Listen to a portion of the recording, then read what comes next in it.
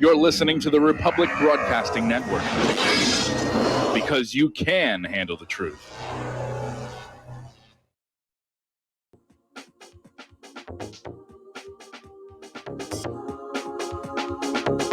What really happened with your host, Mike Rivero, because World War III is a really bad idea. Here is your host, Michael Rivero.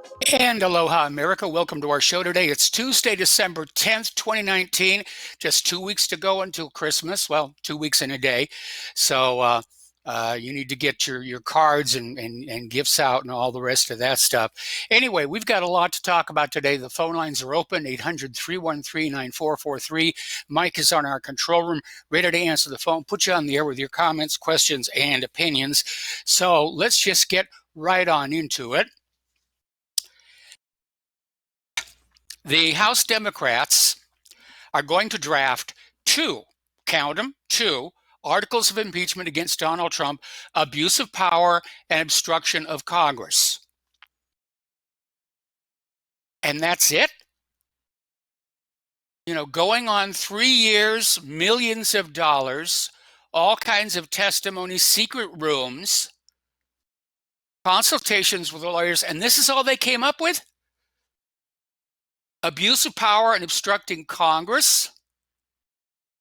Now, the United States Constitution sets a very high standard for impeaching a president. In Article 2, Section 4, it says the following: the president, vice president, and all civil officers of the United States shall be removed from office on impeachment for a conviction of treason, bribery, or other high crimes and misdemeanors. So in order for President Trump to be impeached and removed from office, he must be convicted of treason, bribery, or some other crime. And abuse of power and obstruction of Congress just isn't in there, or every Congress would get rid of every president who dared veto a bill. So there's still a lot of nattering and gromishing going on about who's going to vote for what, and in all probability, the House will impeach. It is very improbable that the Senate will vote to remove him from office. Of course, we don't know what's going on in the back channel, and that really is the story, because I've been trying to figure out since day one why they hated this guy so much and why they've gone to such lengths to remove him. And I don't think it's because they don't like him. I think there's something else going on. We're going to get into that a little bit later in the show here. So the red state Senate Democrats are not yet convinced they'll vote to convict Trump on articles of impeachment, because if they do, it means they'll probably lose their next election.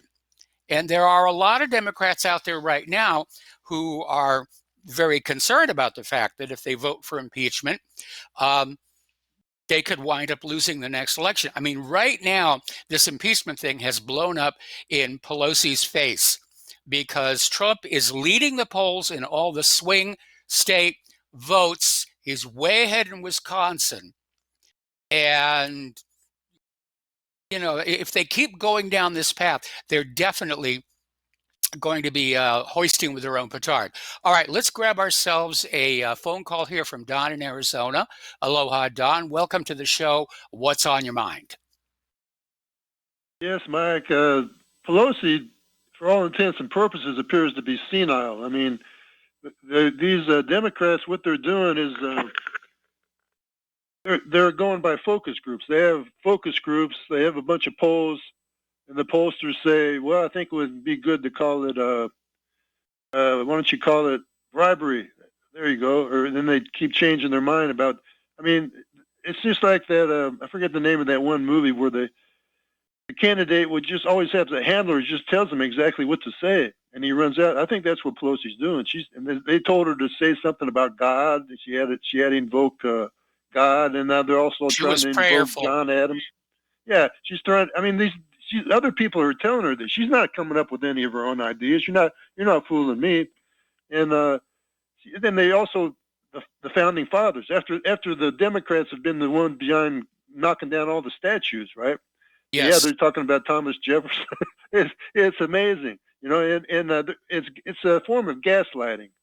Gaslighting is when, for people that don't know, it's a thing that's coming out a lot these days. Gaslighting is when somebody's trying to just confuse you and just says a whole bunch of gobbledygook that makes no sense, and you're just sitting there, okay, I'm confused. You know, they want to confuse people. And the thing about the Democrats too is they're using Saul Alinsky. I've never read Saul Alinsky, but from what I've heard a lot of people quote him. He Yes. says always accuse your opponent of doing what you're actually doing. Yes. So beware of these guys. Nadler and Schiff, they're saying that watch out, Trump might steal the election. I think that the Republicans, their only hope is to hack into the voting machines, which is it's possible. I mean, it's entirely. In fact, I think this last election in 18, when they won the House, that might have been a lot of hacking of the voting machines. In my district where I lived, I still don't understand how a Democrat beat the Republican guy there for Congress up in Iowa. He was popular, and the people around there are not Democrats, but yet she won. So yeah, the whole deal is these. And now I saw the Don Lemon, that great intellectual Don Lemon, who whatever happened to him. Incidentally, somebody sued him for sexual harassment for trying to basically harass this fellow homosexual in a bar, and then you never heard anything about it. After that, it's all over, right? Because he's one of them. They're not going to. No, he probably paid that guy. CNN probably wrote that guy a paycheck and told him to shut up. But you're not going to hear anything about that. But then Don Lemon, I just happened to see this snippet, this news thing. He's accusing the Republicans of always gaslighting. See, well, that's what Don Lemon does, nothing but gaslight. CNN, gaslighting is when they just say stuff that makes no damn sense at all. They lie, and it's hard to describe exactly what gaslighting is, but it's. Well, we get a lot of that with the human caused global warming crowd that are out there just making all kinds of nonsensical claims. And the idea is that they're hoping that you will think, oh, I don't understand what these people are saying, therefore I must be stupid and I should just go along and trust what they're doing. And they muddies the waters, so and they're accusing you of doing exactly what they're doing. They're accusing the Republicans of doing exactly what they're doing. So to the average guy who's working 50 or 60 hours a week and does no chance, he has no time really to devote to see what the hell's going on. And he just, in his mind, well, looks like they're both sides are, he's confused about which side is actually doing the gaslighting or the election rigging or whatever it is, or, you know, he's confused because there's all talk, and especially when they got the TV on the side of the Democrats. TV is totally, so that's what's going on here. But still, I'm hoping that the American people are smart enough, and less, fewer and fewer people every day watch TV, especially CNN. So I mean, they're not. That's their Trump card. CNN's ratings are in the garbage can right now. Right. People are just not going with cable that much, of course. But now they got this new plan where YouTube is basically shutting down to a large extent. Yes.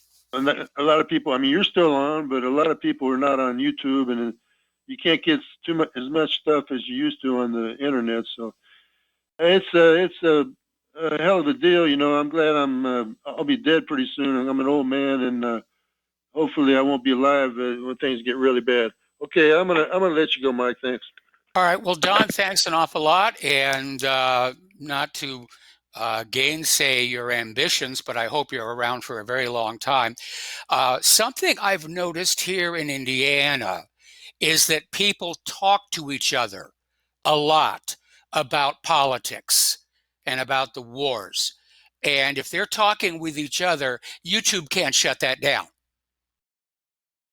So there's a little bit of positive help there. All right, we're going to do a shout out to our honor affiliates who are just now rejoining our network.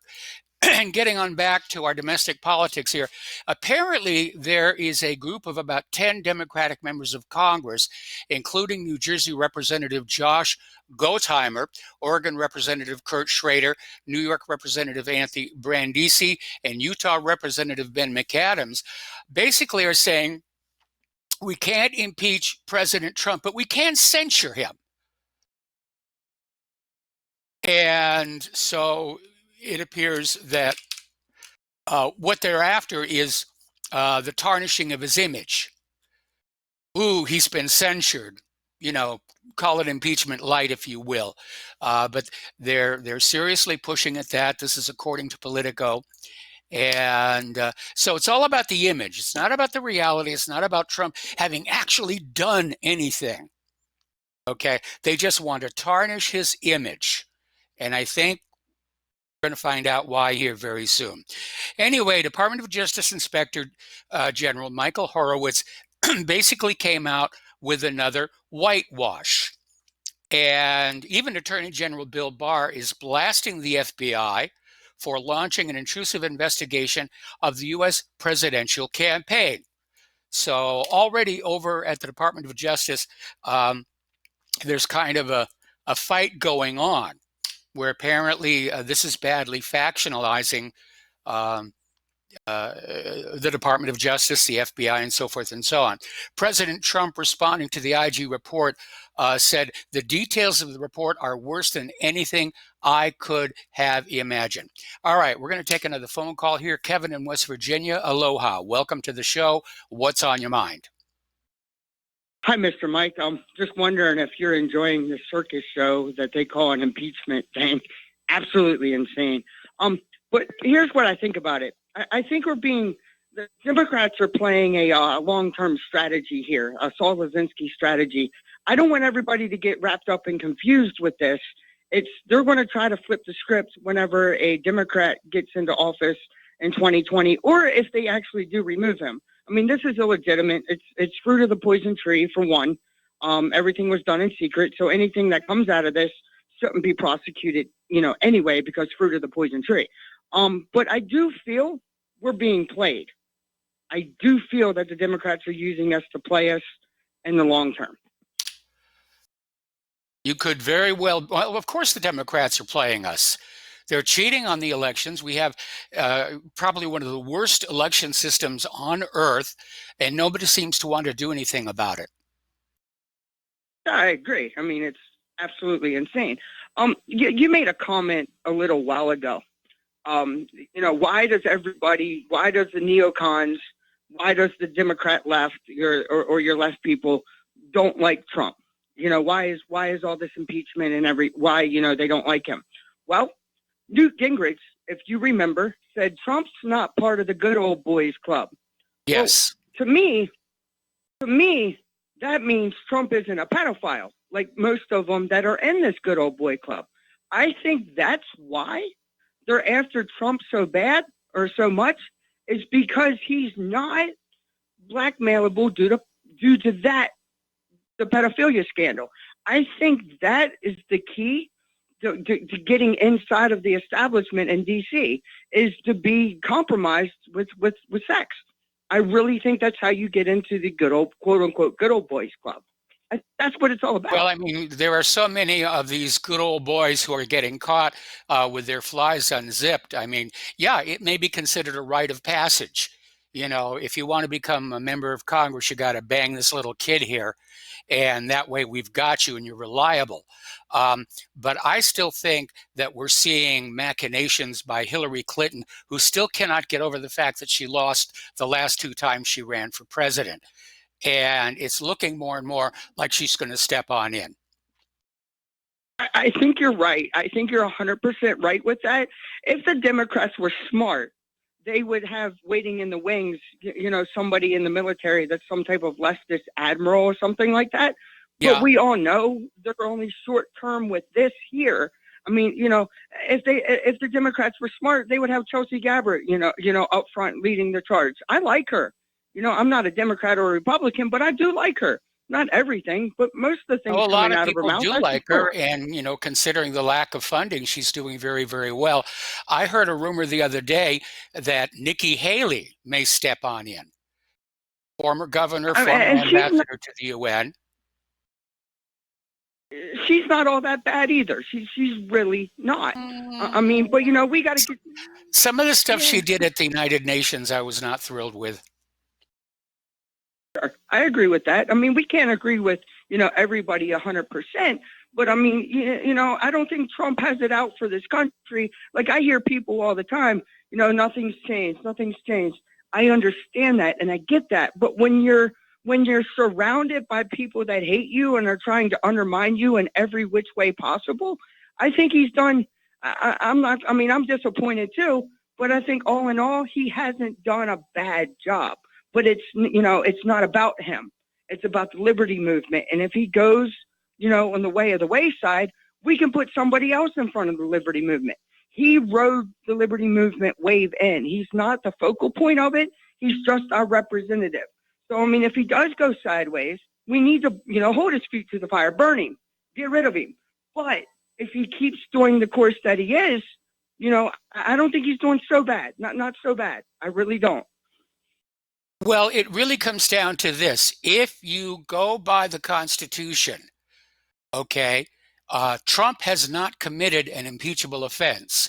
And so you have to wonder, why they're trying this hard. I mean, now we're finding out that Nancy Pelosi knew that George Bush was lying about Iraq's weapons of mass destruction to trick us into a war in that country, but she didn't consider that impeachable.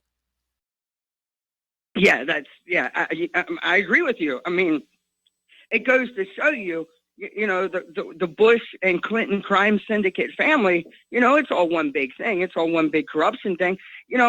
Everybody talks about the left-right paradigm. And I've never heard anybody say this before, but I call it the totalitarian tiptoe. Left foot, right foot, left foot, right Yep. foot. I mean, Yep. you get what okay, cool. Well, you have a great day, Mr. Mike. That's all I wanted to input was, my thoughts on Trump, why he's not part of the quote unquote good old boys club and who's really after him. And we also got to watch these neoconservatives that are in Congress, because I have a feeling they're being blackmailed to go ahead and flip on Trump and go for a removal in the Senate. Well, I got to tell you, it's kind of hard to find somebody in the Congress who's not being blackmailed over one thing and another. It could be child molestation, could be campaign finance violations. Apparently, one of the representatives in California resigned today because he had to plead guilty to campaign finance violations. So it really is, it's an organized crime syndicate, and every once in a while, one or two of them gets caught at it. Anyway, Kevin, we're going to let you go and switch over to Mark in North Carolina. Aloha, Mark. Welcome to the show. What's on your mind? Yeah, Mike, I just turned you on and I hear this guy talking, okay? And he raised my, he's like a red flag to a bull when he says that Nikki Haley, that warmongering witch, that neocon of neocons, is not so bad. This woman is horrendous. Yes, okay? I agree. I would never vote for her. I mean, she's a Republican version and a little darker skinned version of Hillary Clinton. That's what she is. She's a liar. She'd be in the UN and accusing Syria of these horrible crimes, when in fact, she was actually standing up for the worst type of jihadists, for Al-Qaeda, Al-Nusra, ISIS. She was constantly insulting Russia, accusing Russia of things they weren't doing. And of course, like we now bombing have Syria. Hillary Clinton admitting that the U.S. funded Al-Qaeda and ISIS to use as proxy armies in the region. We knew that. Truthers and the type of people that listen to you and you yourself knew that a long time ago. I knew that, like when this thing with Syria first started. It was obvious. But, so for him to say that, to me, he loses all credibility when he says Nikki Haley. It's bad enough to have Pence as vice president. Okay? If Trump really wanted somebody good for his vice president, he'd take Rand Paul. I would agree on that one. I would agree on that one. And I still want head of NASA. Who? I still want head of NASA. Yeah, that'd be great. That would be awesome. I wouldn't mind seeing you as vice president either. Somebody like Well, you. thank you. I find Right. that very flattering. Mark, I'm going to have to put you on hold. We got to take a break Right. for commercials. Don't hang up. We'll be right back.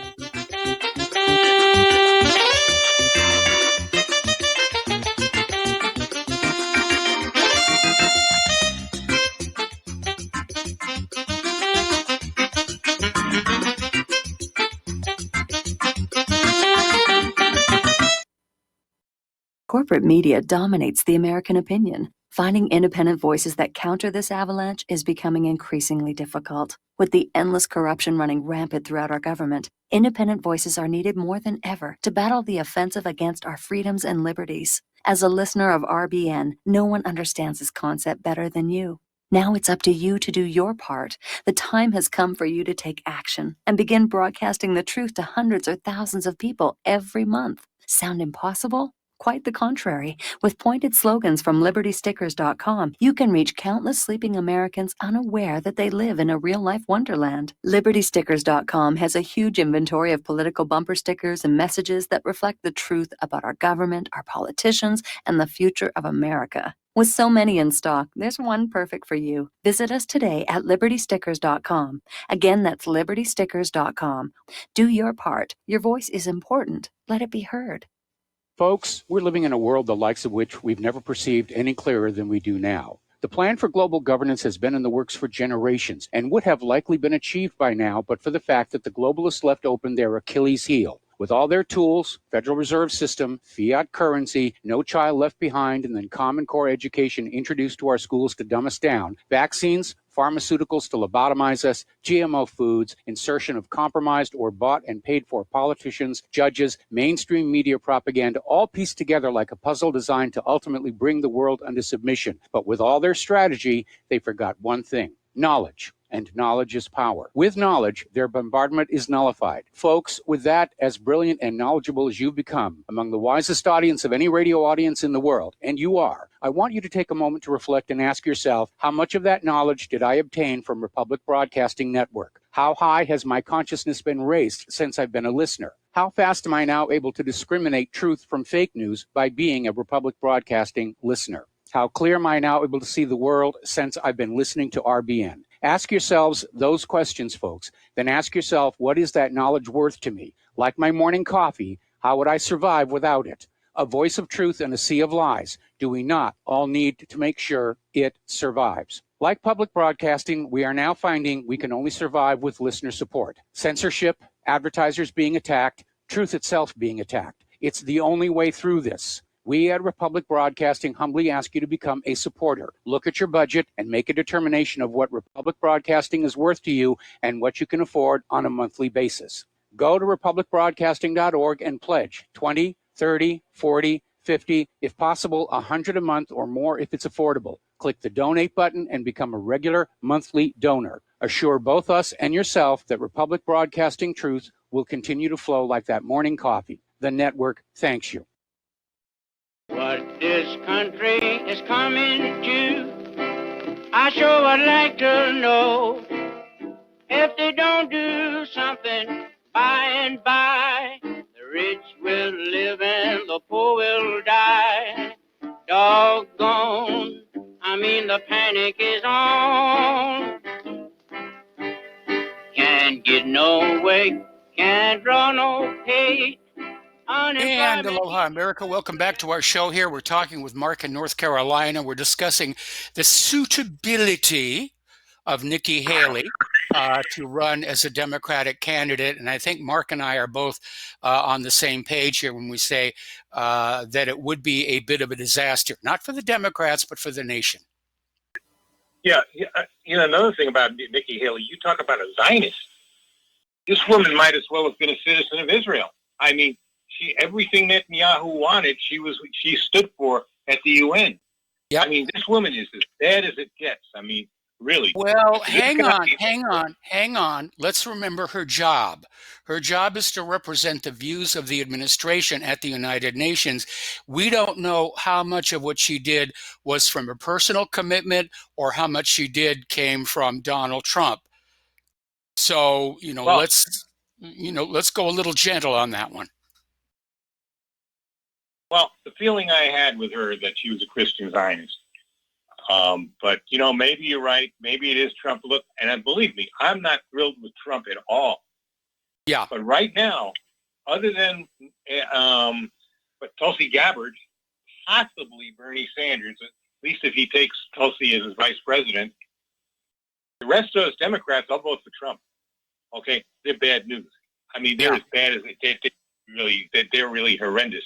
And the possibility that Hillary might get in there and Bloomberg, I can't stand that man. This billionaire. I just wish I was running tax policy in this country, boy. That man I would put a 20% wealth tax on him right away and tax every dollar he makes at 95%. Okay, this man is about as bad. He's a walking poster boy for why we need tax reform with the very rich in this country. And of course, Hillary herself. I mean, these people are terrible. Well, there's another name that's being floated around as a possible late entrant to the Democratic lineup, and that's Michelle Obama, which, I mean, are they kidding us? I mean, she's got zero experience in government. She's not even a lawyer. At least Hillary was a lawyer at one point in her career. They're trying to sell us a new president on name value only. And that's like, we might as well go on out there and get Leonardo DiCaprio, or Robert De Niro to run for president. Right. If they could, they would. I'll tell you the truth. As far as Tulsi goes, you talk about somebody who's not a politician. If she went third party and let's say selected Joe Rogan, I'd go for that. I think she should do is go third party and go with Jesse Ventura. I think that would be great. As a matter of fact, I'll be honest with you. I'll even go for the Samoan connection and have her select The Rock as her vice president. I say the Samoan connection, right? Because both of them are part Samoan.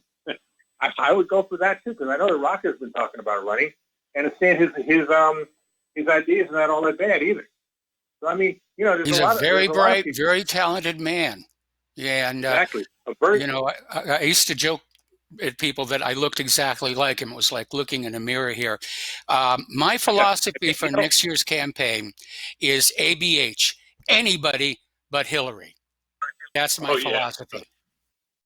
As far as The Rock goes, I'll vote for a block of Swiss cheese before I vote for Hillary Clinton.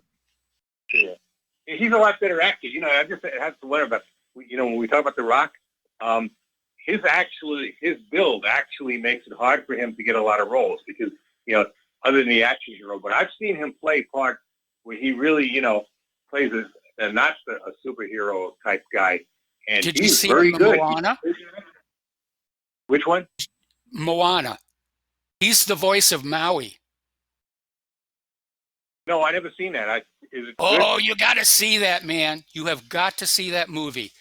And that'll show you the range that Dwayne Johnson has, because it's not a typical He-Man action.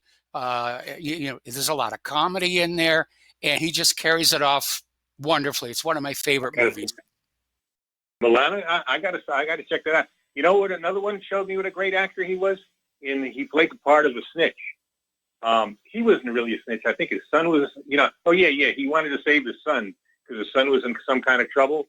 And, he was a truck driver, I think. I forget the name of it. I think it was called Snitch. I think that was the name of the movie, yeah. And he was, he wasn't some super, even though, you can't hide the build, but he just didn't play the part of some Superman who kicked butt every second and this and that. No, he was very afraid. He showed us part of it and a really concerned father. I mean, that guy can act. He's a lot better than Schwarzenegger ever was as an actor all around. And I think he might, and I know he's got some good ideas. That wouldn't be a bad third party right there. Samoan connection, right? Well, he's a natural-born U.S. citizen, so he qualifies under the Constitution. He was born in Hawaii, and so was Tulsi. So they would meet the constitutional requirements to mount a ticket to be president. Even if he's born in Samoa, it wouldn't matter because Samoa is part of the United States. They're American citizens, just like Puerto Rico. American Virgin Islands, even if that was the case, that wouldn't be a bad combination. All right, well, listen, Mark, I gotta let you go. We got to take another break for commercials, and we'll be right back.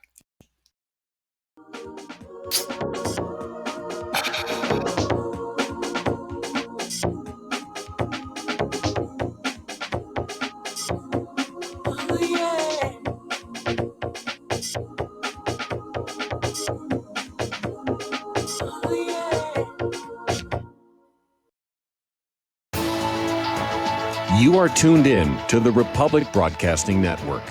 Visit our website by going to republicbroadcasting.org.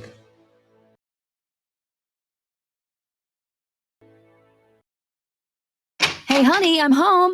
I grabbed a newspaper on the way home. Look at all the news today. Don't you know that all you're going to get in the newspaper is propaganda, twisted news, and false information? Honey, this is a national newspaper. It has to be true. Ha! For some reason, the majority of the population believe anything the mainstream media tells them. The newspaper doesn't give out the important attention of what's happening to this country and news that affects our daily lives. Say, does that newspaper mention anything about the North American Union? No, not that I can see. I didn't think so. You need to go to www.newswithviews.com, where truth is more important than political correctness. That's www.newswithviews.com. Hey, don't throw that away. We can use that in the birdcage. Okay, move over. Let me start reading newswithviews.com. The truth? Read all about it at newswithviews.com. Newswithviews.com, where reality shatters illusion. Tired of being lied to by mass media? It's growing more and more apparent today that news is received less and less through standard media outlets. Even with a growing audience every day, RBN is beginning to direct more efforts into social media. Social media and the use of the internet is fast becoming the primary source of people for news, regardless of demographic. RBN has set out to provide some of the best news on the internet through republicbroadcasting.org, and also has begun to use the tools to our advantage by way of social media. Republic Broadcasting is now operating a Facebook page to function as yet another avenue to have our collective voice reach new audiences across not only America, but across the globe as well. The Facebook page features not only news, but also an RBN player to listen to our broadcasts. Get involved by visiting facebook.com/Republic Broadcasting and liking our page and share it with your friends and family, because you can handle the truth. How healthy are your arteries? Deteriorating circulation has a number of early warning signs. High cholesterol, high blood pressure, fingers and or toes often go cold, arms and or legs often go to sleep, sharp diagonal crease in the earlobe, short walks cause cramping or pains in legs, memory is not as good as it used to be, ankles swell late in the day, chest pain after physical exercise or emotional stress. If you experience even one of these symptoms, your circulatory system is crying out for attention. Extendivite is a natural solution to help improve your overall health. Extendivite is not your average heart tonic. To order, call 1-877-928-8822 or visit heartdrop.com or find us on Amazon. Extend your life with Extendivite. Some are maxed out all their credit cards. Some are working 2 jobs and living in cars. Minimum wage won't pay for a roof, won't pay for a drink. If you gotta have proof, just try it yourself, Mr. CEO. See how far $5.15 an hour will go. Take a part-time job at one of your stores. I bet you can't make it here anymore. And aloha, America. Welcome back to the show here. We're going to go back to the phones to Phil in Florida. Aloha, Phil. Welcome to the show. What's on your mind? Hi, Mike. Thanks for taking the call. I'd like to talk about the Tulsi Gabbard running, not leaving the Democrat Party, and not running as a third party. I think that's a death knell. You know, once you go third party, the way the system is, I'd like to suggest what Ron Paul and Dennis Kucinich almost did and wish they had done back in 08 and 12 was run as a team and not leave their respective parties. Each one, when interviewed on radio and TV, when asked who would they consider as a running mate? You know, Paul would say Kucinich, his good friend, and Kucinich would say Ron Paul, his good friend. And I think had they made that partnership and announced it prior to them being totally knocked out of the picture, I think we could have had them give it a go. I'd like to see Tulsi Gabbard, who is pretty much like as far as the establishment goes, she's another Ron Paul and another Dennis Kucinich. You know, the establishment doesn't want her in there. She's bad for business. And you have Douglas McGregor, that decorated retired Army colonel that who's on Tucker Carlson a lot.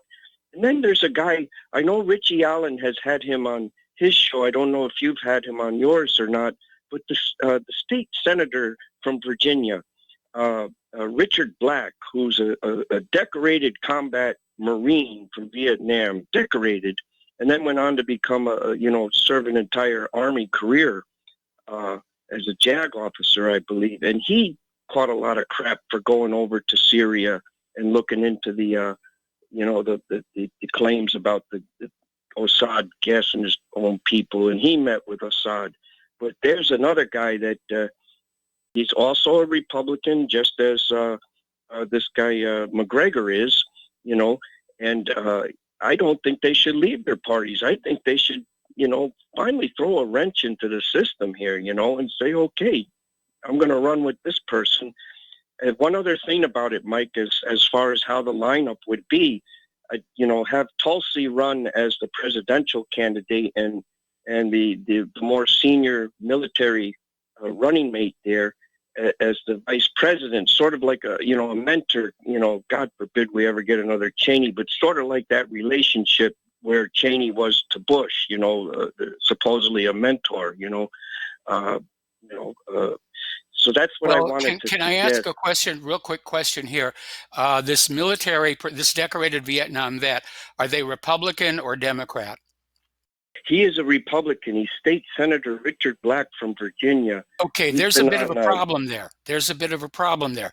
It's actually the law in this country that the president and the running mate have to be from the same party. And the reason for that is that early on, you'd get a president from one party, a vice president from the other party, and they would just fight continuously. And it was just decided this is not a good way to conduct business. Therefore, the Constitution was changed, and they basically said, we're going to have both the presidential candidate and the vice presidential running mate are going to come from the same party.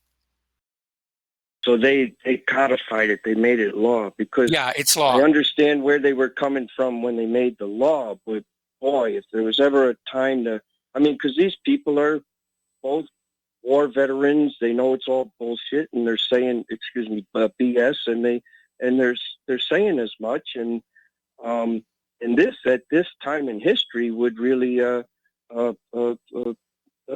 a wrench in the control that this two-party system has on the people. There was one other thing, Mike, if I can share a minute. Sure.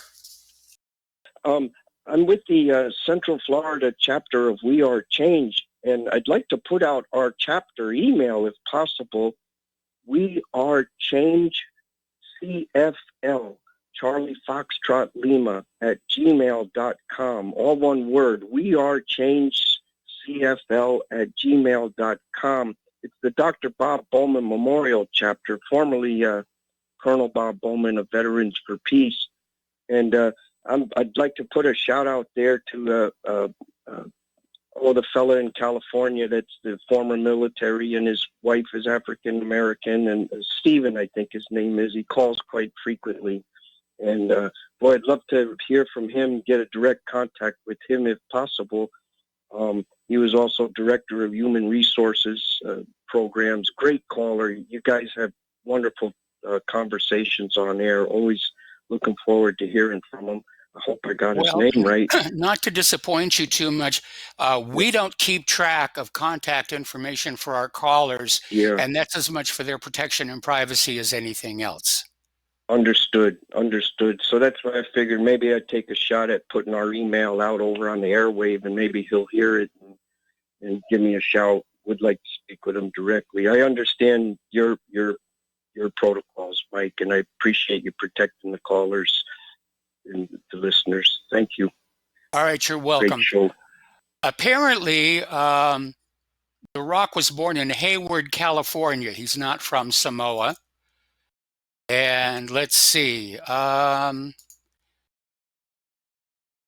Massachusetts. Okay, now, one of the things that has come on out about the IG report, it contains numerous emphasis on the noom, errors and omissions, sufficient to the point where it doesn't make sense for Horowitz to have come to any conclusions regarding whether there was bias or not in the FBI's approach to Trump, which we know from the Peter Strzok, Lisa Page emails, there was bias, where they were literally texting each other, we're not going to allow Trump to be president, we're going to get rid of him, we're going to have a backup plan.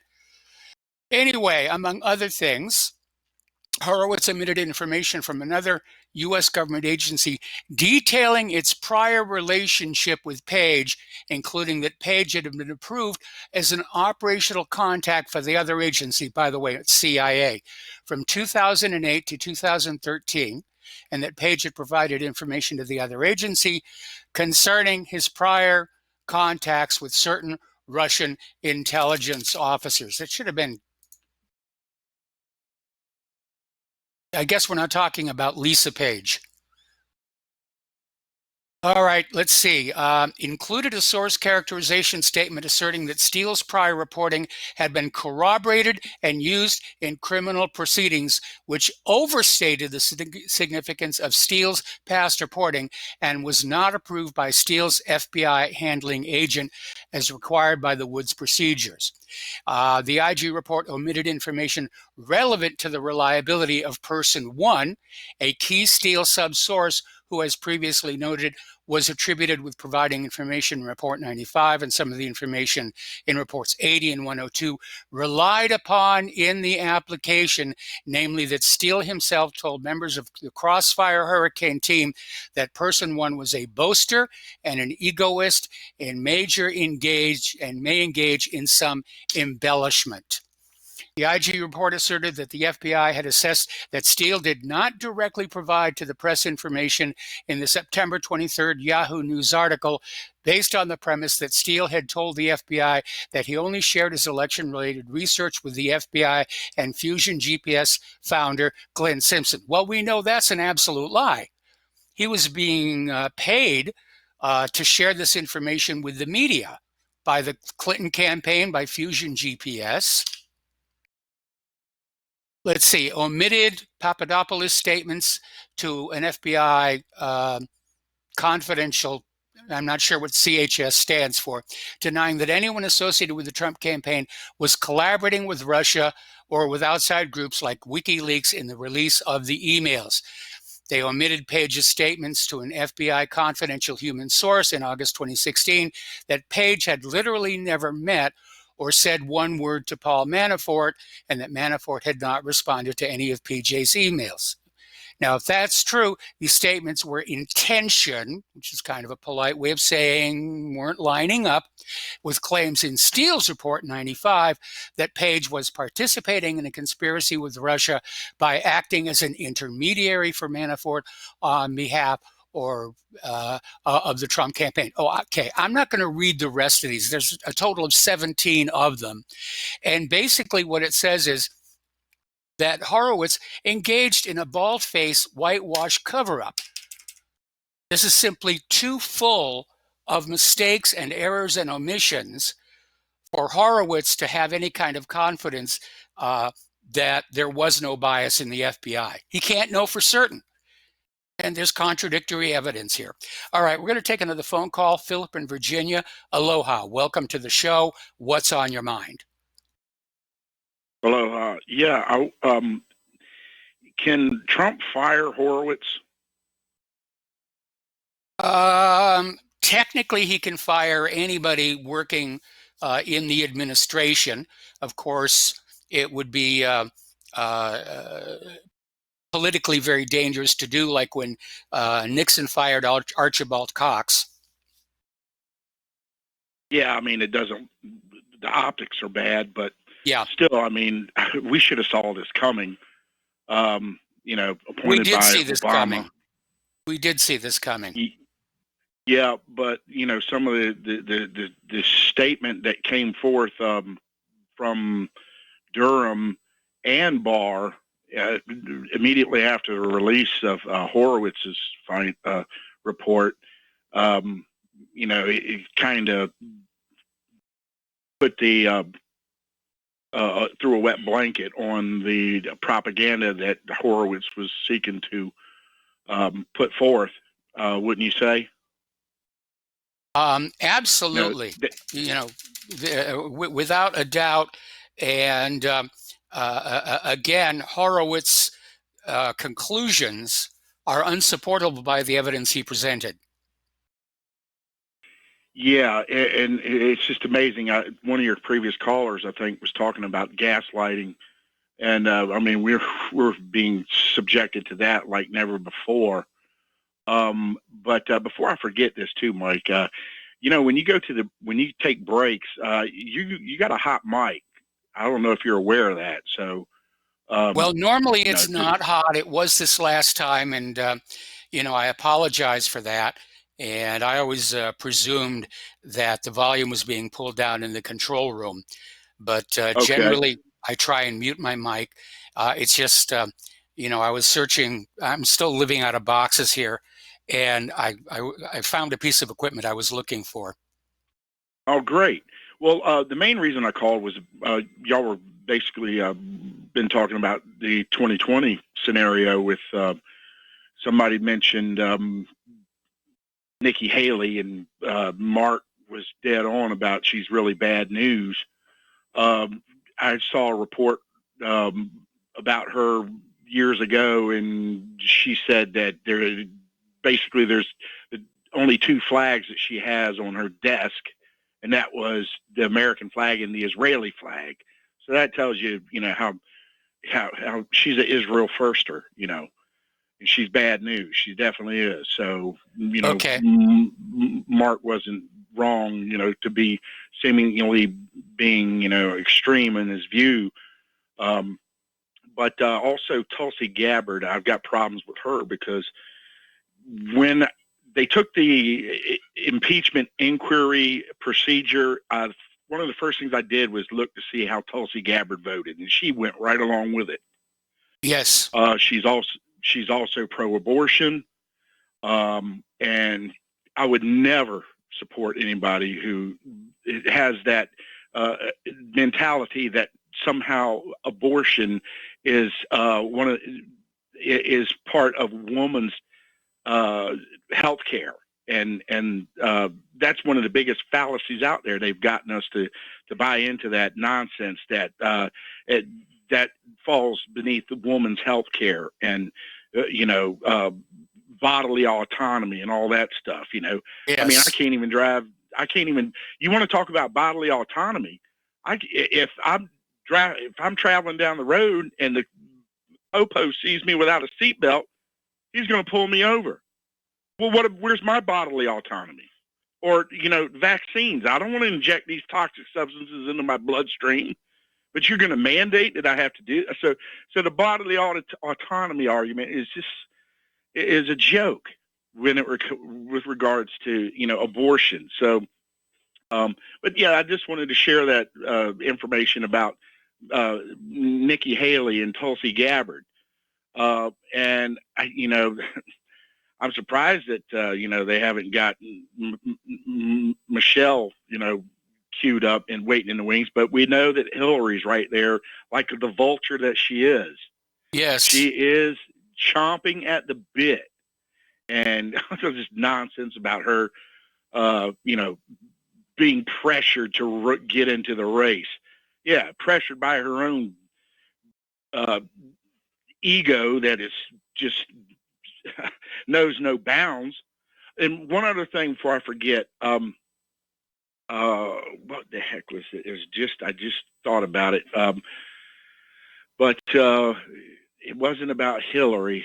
But anyway, it slipped my mind, and I apologize for that. But anyway, appreciate the broadcast, and we'll be listening online.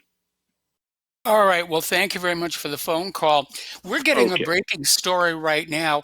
Apparently, the Baghdad airport has been hit with a rocket attack, and the U.S. says it came from Iran. And if you believe that, I have some of Saddam's nuclear weapons to sell you. But it looks like they're really trying as hard as they can before the end of the year to get war with Iran up there and running. Getting on back to the Inspector General report, apparently Adam Schiff omitted phrases like I assume, I presume, my opinion in his 300-page report, reporting witness assumptions as statements of fact. And that's another reason why Horowitz really has no basis to say there wasn't a bias. Anyway, Justice Department Inspector General, U.S. Attorney John Durham was quick to say he did not agree with Horowitz's findings. And we got to take a break for commercials. We'll be right back.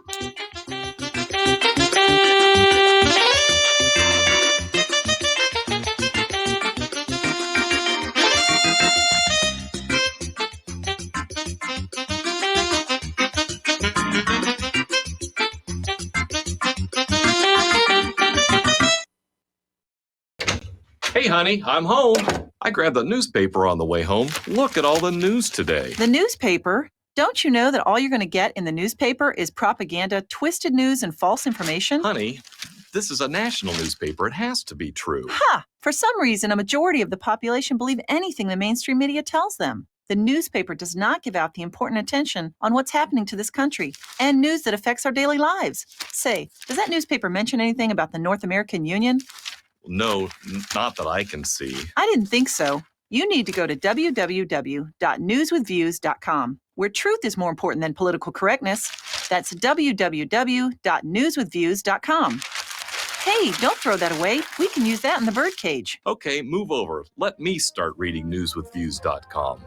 The truth? Read all about it at newswithviews.com. Newswithviews.com, where reality shatters illusion.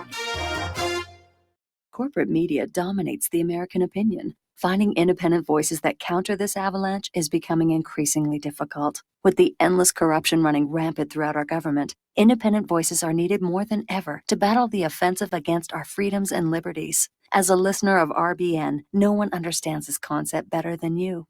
Now it's up to you to do your part. The time has come for you to take action and begin broadcasting the truth to hundreds or thousands of people every month. Sound impossible? Quite the contrary. With pointed slogans from LibertyStickers.com, you can reach countless sleeping Americans unaware that they live in a real-life wonderland. LibertyStickers.com has a huge inventory of political bumper stickers and messages that reflect the truth about our government, our politicians, and the future of America. With so many in stock, there's one perfect for you. Visit us today at LibertyStickers.com. Again, that's LibertyStickers.com.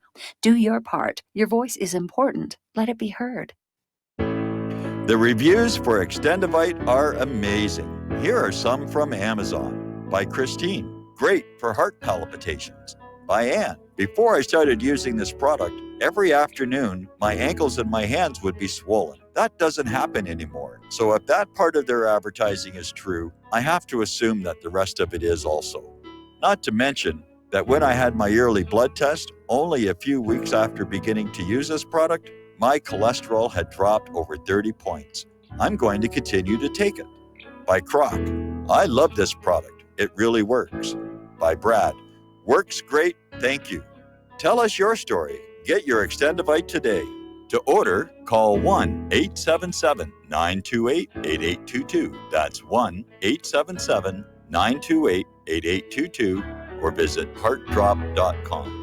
Extend your life with Extendovite. We will not go down in the night without a fight. You can burn up our mosques and our homes and our schools, but our spirit will never die.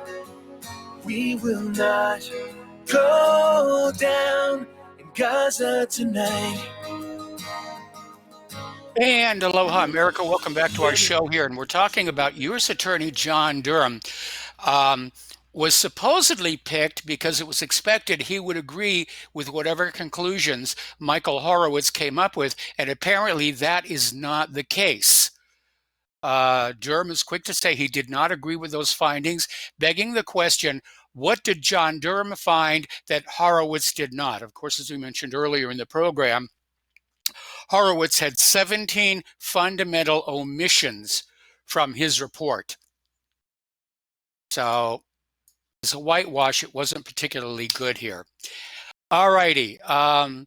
Meanwhile, John Durham is dropping hints at what's to come in the criminal investigation into the origins of the Russian probe. Okay, now according to the IG report, an FBI official higher up than Peter Strzok was involved in opening Crossfire Hurricane to spy on Trump. That was the code name, Crossfire Hurricane.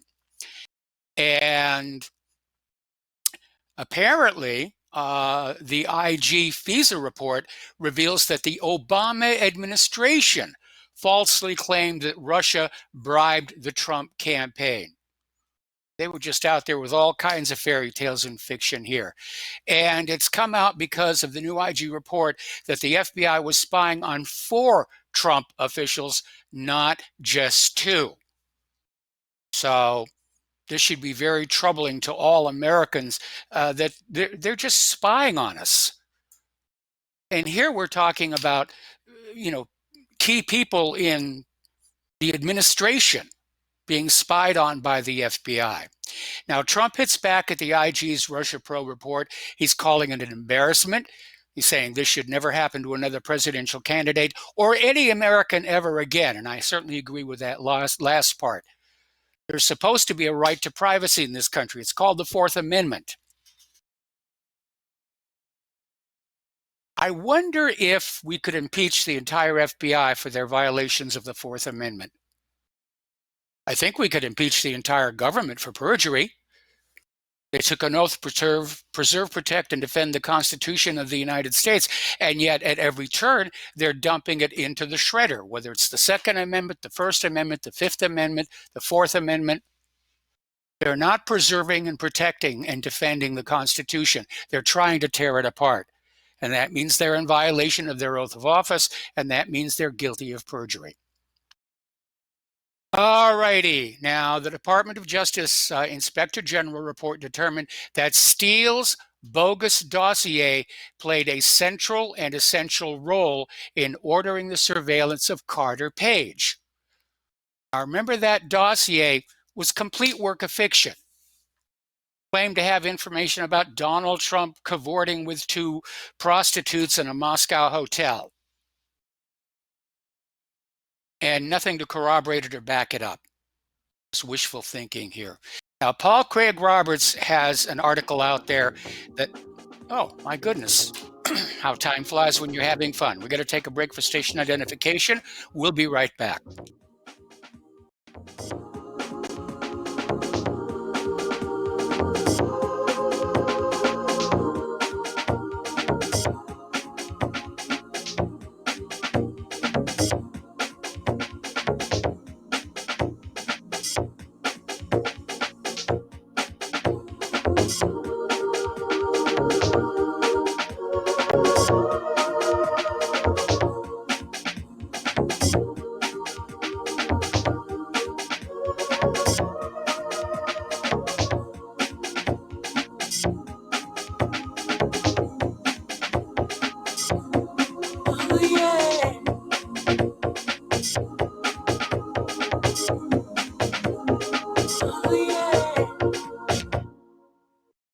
Tired of being lied to by mass media? It's growing more and more apparent today that news is received less and less through standard media outlets. Even with a growing audience every day, RBN is beginning to direct more efforts into social media. Social media and the use of the internet is fast becoming the primary source of people for news, regardless of demographic. RBN has set out to provide some of the best news on the internet through republicbroadcasting.org, and also has begun to use the tools to our advantage by way of social media. Republic Broadcasting is now operating a Facebook page to function as yet another avenue to have our collective voice reach new audiences across not only America, but across the globe as well. The Facebook page features not only news, but also an RBN player to listen to our broadcasts. Get involved by visiting facebook.com/Republic Broadcasting and liking our page and share it with your friends and family, because you can handle the truth. You're listening to Republic Broadcasting Network, because you can handle the truth.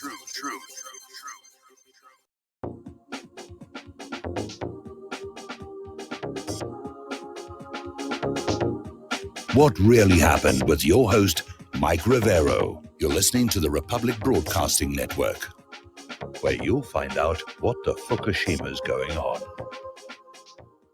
And aloha, America. Welcome back to our show, hour number 2.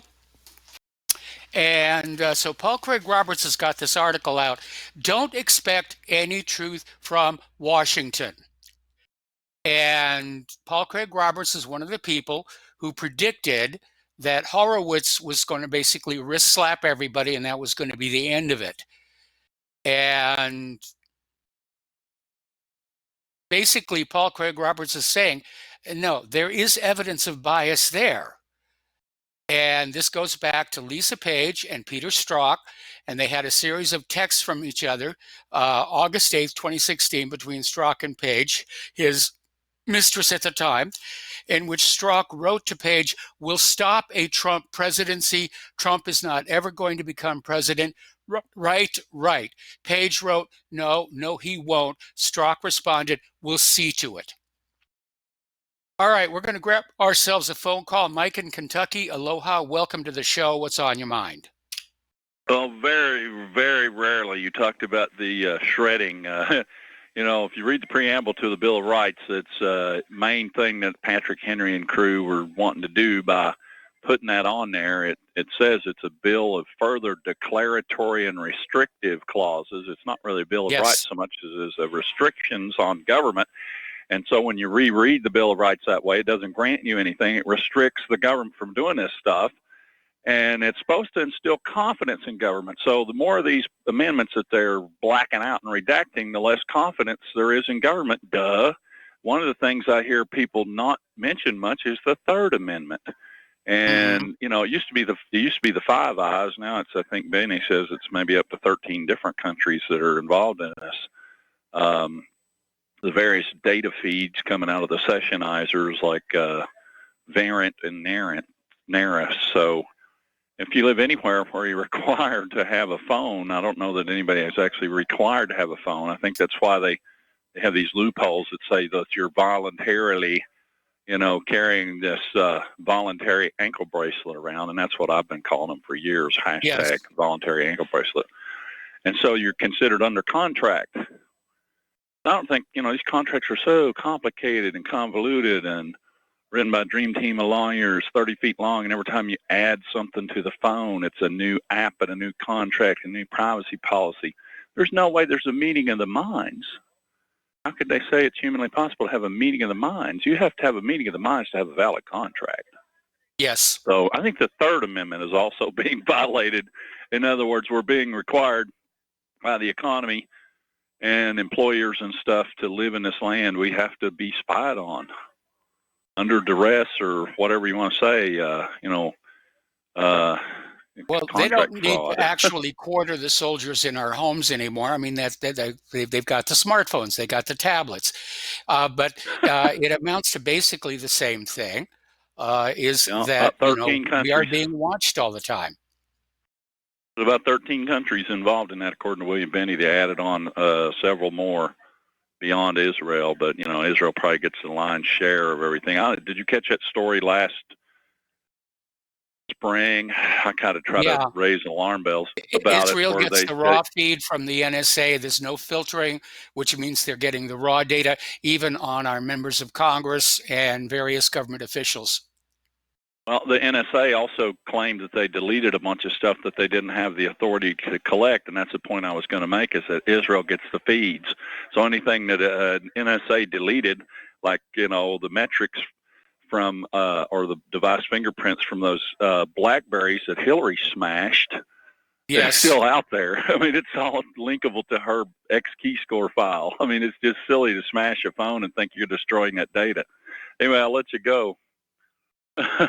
All right. Well, There's a lot thanks an to awful this. lot here. All right. And yeah, I do think at this particular point, our government does not, in fact, preserve, protect, and defend the Constitution of the United States of America. They are obsessed with finding ways around it, of getting rid of it, of convincing you that you don't need a Second Amendment. That you don't even really need a First Amendment. After all, we don't want to offend anybody. More about that later in the show here. All right, so Chris Wray is defending spying on Trump, saying that the FBI opens investigations based on law and facts and nothing else. And boy, is they're a whopper. That's 4 Pinocchios right there. So anyway, apparently back in 2017, Christopher Wray worked on the Enron team alongside Mueller, Comey, and Weissman. And so the gang that oversaw the indictment of Enron's chairman and CEO Kenneth Lay are all the members of today's crooked and criminal FBI and DOJ team. So it's an old boys club. And you're either in it or you're not. Speaking of Nikki Haley, she's punching back at outrage media for twisting comments she made about the Confederate flag. And she said, sad that the outrage media has gone crazy about my recent interview with Glenn Beck. What I said was accurate. Many in South Carolina did see the Confederate flag as symbolizing heritage, and many others saw it as symbolizing hate. That's why it's such a difficult issue for so long. Actually, I don't have a problem with that. I mean, for a lot of people, that flag does symbolize heritage. And heritage is something that you take the good and the bad with it. It's like being up in Massachusetts, and thinking about Paul Revere and the Freedom Mile, which if you've never walked that, it's worth the trip. Trust me on that one. But then you have the other side, which is the Salem witch trials. There's no place that's perfectly good, no place that's perfectly bad. And you kind of have to take both of them together to get a good view of what the history of a region is. We're going to do a shout out now to our on-air affiliates who are rejoining our network. And I mentioned this earlier in the show, but it's worth mentioning again. Nancy Pelosi says she knew Bush was lying about weapons of mass destruction to ignite a multi-trillion-dollar war in Iraq, but didn't see it as an impeachable offense. And that's just the way that we do these things here. But by golly, Trump makes a phone call to the president of Ukraine, and we have to get him out of the office. Now, this next story is going to keep you awake at night. There is a new poll out there from the Harris Polling Organization, was released by the Harvard University Center for American Political Studies, and it shows that if Hillary Clinton were to step into the Democratic race, she would be in first place. Now, you think about that. Right now, the poll was saying she'd have 21% of the vote. Joe Biden would have 20%, Bernie Sanders at 12%. Now, of course, if Hillary Clinton wasn't thinking about stepping into the race, why would they even be polling her numbers? It's a dead giveaway. She's going to step into the race. What she's waiting to see is if they can get rid of Trump. This goes back to what I've been saying for quite a while, that I think the driving force behind all of this Trump derangement syndrome, this get Trump, get rid of him, impeach him no matter what, I think it's all coming down from Hillary Clinton. because she's got the juice to make everybody in Washington, D.C. do whatever it is she wants them to do. And, you know, she's traveling all over the place right now. She's on a book tour. She was even on the British talk show, Graham Norton, which is one of the few Graham Norton episodes I decided to turn off before it got too far. But I think what she's doing is the longer she holds out before declaring she's a candidate, the more money she can make. She's out there selling books. People can donate any amount of money they want to her. Here, Hillary, I think you're doing a great job. Here's a couple of $1 million. The instant she declares as a formal candidate, then all kinds of federal limitations on donations start to apply. So I think she's trying to build up a war chest, but she's going to have to move real quick. She's already missed the registration deadline for the New Hampshire primary. There are other deadlines coming on up. So, yeah, I think the House is going to impeach Trump, and I would not be surprised if the Senate removes him from office. And that puts Mike Pence in the Oval Office, and Hillary Clinton can beat Mike Pence. Okay, we're going to take another phone call here. Chance in West Virginia. Aloha. Welcome to the show. What's on your mind? Hello, Michael. Boy, what short memories people have. Do you remember before Nikki Haley was even considered for the ambassadorship, I believe, to the UN? She jumped on the bandwagon with all those kosher neocons bashing Trump. Do you remember that? I can't understand why he turned around. Yep. And he turned around and still gave her the position. And Michael, let me tell you, Hillary will join the race. Yes. I guarantee you. She's laying low right now, but you know what's happening? Every time she opens up that trap of hers, the media is right there to pick up on what she says and regurgitate it back into, from the media. So what she's doing, I guess, is sacrificing the primaries, maybe sitting back and watching all these other Democrat idiots make fools of themselves, and then she'll throw her hat in the ring to save the day. I guarantee she's gonna jump in very soon, Michael. She may try and go for a brokered convention. Maybe, but I guarantee we're going to see her. Okay, Michael, feel better, and thank you for letting me talk now. Bye-bye. All right, bye-bye. And by the way, for those of you who haven't noticed, I am feeling a lot better today, and thank you for all the emails expressing your concern here. All right, Adam Schiff is already out there saying that the impeachment of Trump is all about 2020. And Schiff is out there saying the president's misconduct goes to the heart of whether we can conduct a free and fair election in 2020. In other words, can we cheat? Because that's what Adam Schiff really means. There was a lot of cheating in 2016. There was a lot of cheating in 2018. And what they want to just make sure is whoever the Democratic nominee is, and it's probably going to be Hillary, that it is absolutely impossible for her to lose. They've added millions more illegal immigrants to our country. They're all being registered to vote, even though it's illegal for them to vote. And Trump blew it. Trump has blown it royally. He didn't take care of our flawed election system. He didn't take care of requiring ID to vote. So if he loses next year, he's only got himself to blame.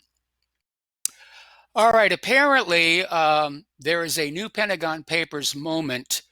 The Washington Post has acquired a cache of previously classified documents showing top Pentagon leaders continuously lied to the public about the progress of the now 18-year-long Afghan war.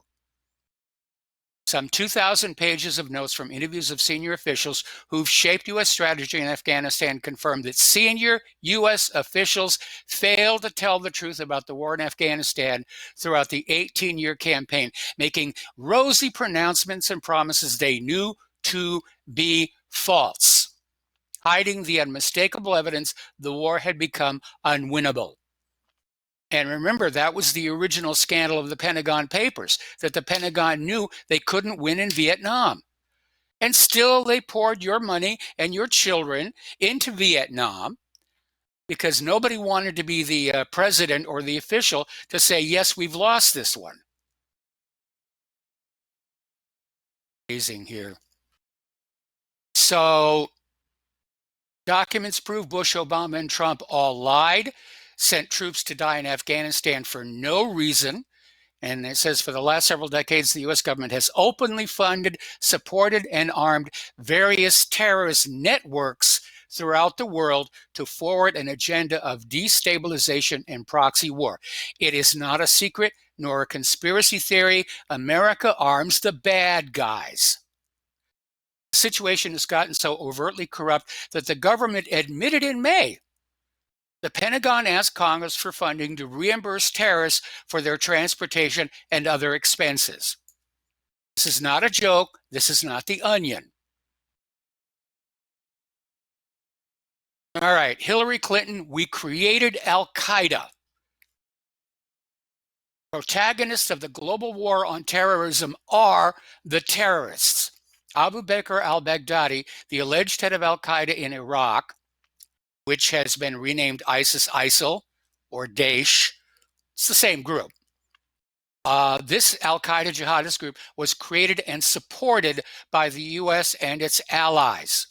And there is a video of presidential candidate Hillary Clinton acknowledging America created and funded Al-Qaeda as a terrorist organization in the heyday of the Soviet-Afghan War. So the people we're fighting today, we funded 20 years ago. Talk about a lack of continuity in foreign policy.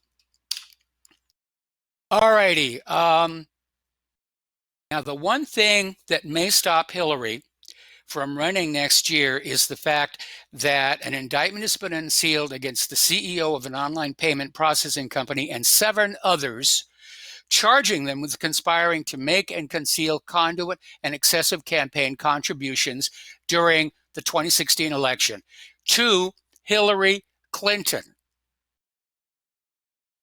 So all it's going to take is one indictment against Hillary for receiving what amounted to stolen, corrupt funding. She's out of the race, because convicted felons cannot run for president in this country. All righty. Apparently, a photo has surfaced showing Harvey Weinstein partying together with Jeffrey Epstein and Ghislaine Maxwell at Princess Beatrice's Windsor Castle party. Oh, my goodness. Aren't they all having fun? More evidence and documents and whistleblowers continue to surface regarding what's now called as the Duma hoax. And this is that alleged chemical weapons attack against the Syrian people by Bashar al-Assad in Duma, Syria, and it's falling apart. The false flag has been exposed. James Corbett did a really nice story about it on his podcast this week. And again, the government lied to you. How many more times are you going to have to be lied to before you will stand up and say, I refuse to live under a government that lies to me? I will have a truthful government, or I will have no government at all. We need a zero tolerance policy. That's really where we're at right now. Either tell me the truth or get out of my life. Apparently, Turkey is ready to deploy troops in Libya against the Haftar offensive. This is coming from Erdogan. And he told state-run TRT television in an interview yesterday, in the event of such a call coming in, it is Turkey's decision what kind of initiative it will take there. We will not seek the permission of anyone on this, he underscored. Just getting ready to go on in there. Apparently, over in Syria, Russian troops have entered Raqqa for the first time ever. So they're just cranking up over there. And apparently, Iraq's popular mobilization units have deployed large reinforcements near the Syrian-Iraqi border west of Mosul. Okay, we're going to take a phone call now. Brandon in San Francisco, aloha. Welcome to the show. What's on your mind? Hey, Mike, I just calling to remind people that they can call their representatives and voice their opinion regarding this impeachment. It's quite easy if you put in your zip code if you're not sure who it is, or you can call their number. If you don't mind, I can give it out right now. Well, Brandon, I need to put you on hold. Don't hang up. I'm going to come back to you after these words from our sponsors.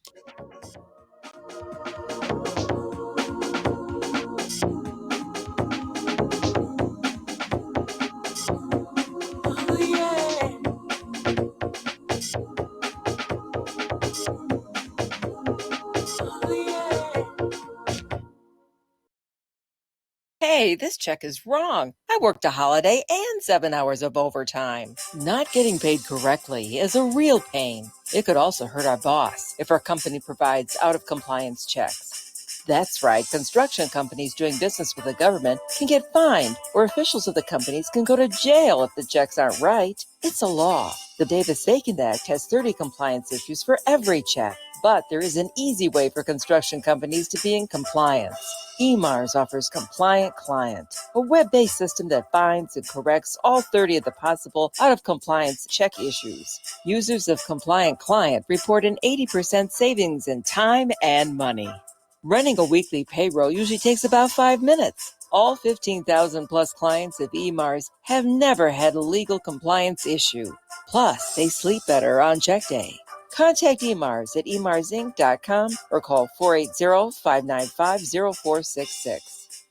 Folks, we're living in a world the likes of which we've never perceived any clearer than we do now. The plan for global governance has been in the works for generations and would have likely been achieved by now but for the fact that the globalists left open their Achilles heel. With all their tools, Federal Reserve System, fiat currency, no child left behind, and then Common Core education introduced to our schools to dumb us down, vaccines, pharmaceuticals to lobotomize us, GMO foods, insertion of compromised or bought and paid for politicians, judges, mainstream media propaganda, all pieced together like a puzzle designed to ultimately bring the world under submission. But with all their strategy, they forgot one thing: knowledge. And knowledge is power. With knowledge, their bombardment is nullified. Folks, with that, as brilliant and knowledgeable as you've become, among the wisest audience of any radio audience in the world, and you are, I want you to take a moment to reflect and ask yourself, how much of that knowledge did I obtain from Republic Broadcasting Network? How high has my consciousness been raised since I've been a listener? How fast am I now able to discriminate truth from fake news by being a Republic Broadcasting listener?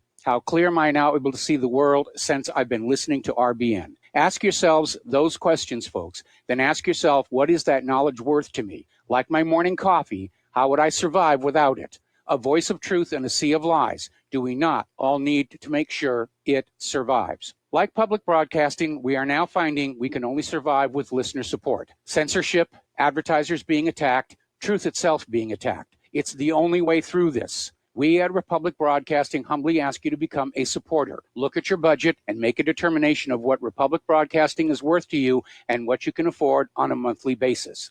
Go to republicbroadcasting.org and pledge 20, 30, 40, 50, if possible, 100 a month or more if it's affordable. Click the donate button and become a regular monthly donor. Assure both us and yourself that Republic Broadcasting truth will continue to flow like that morning coffee. The network thanks you.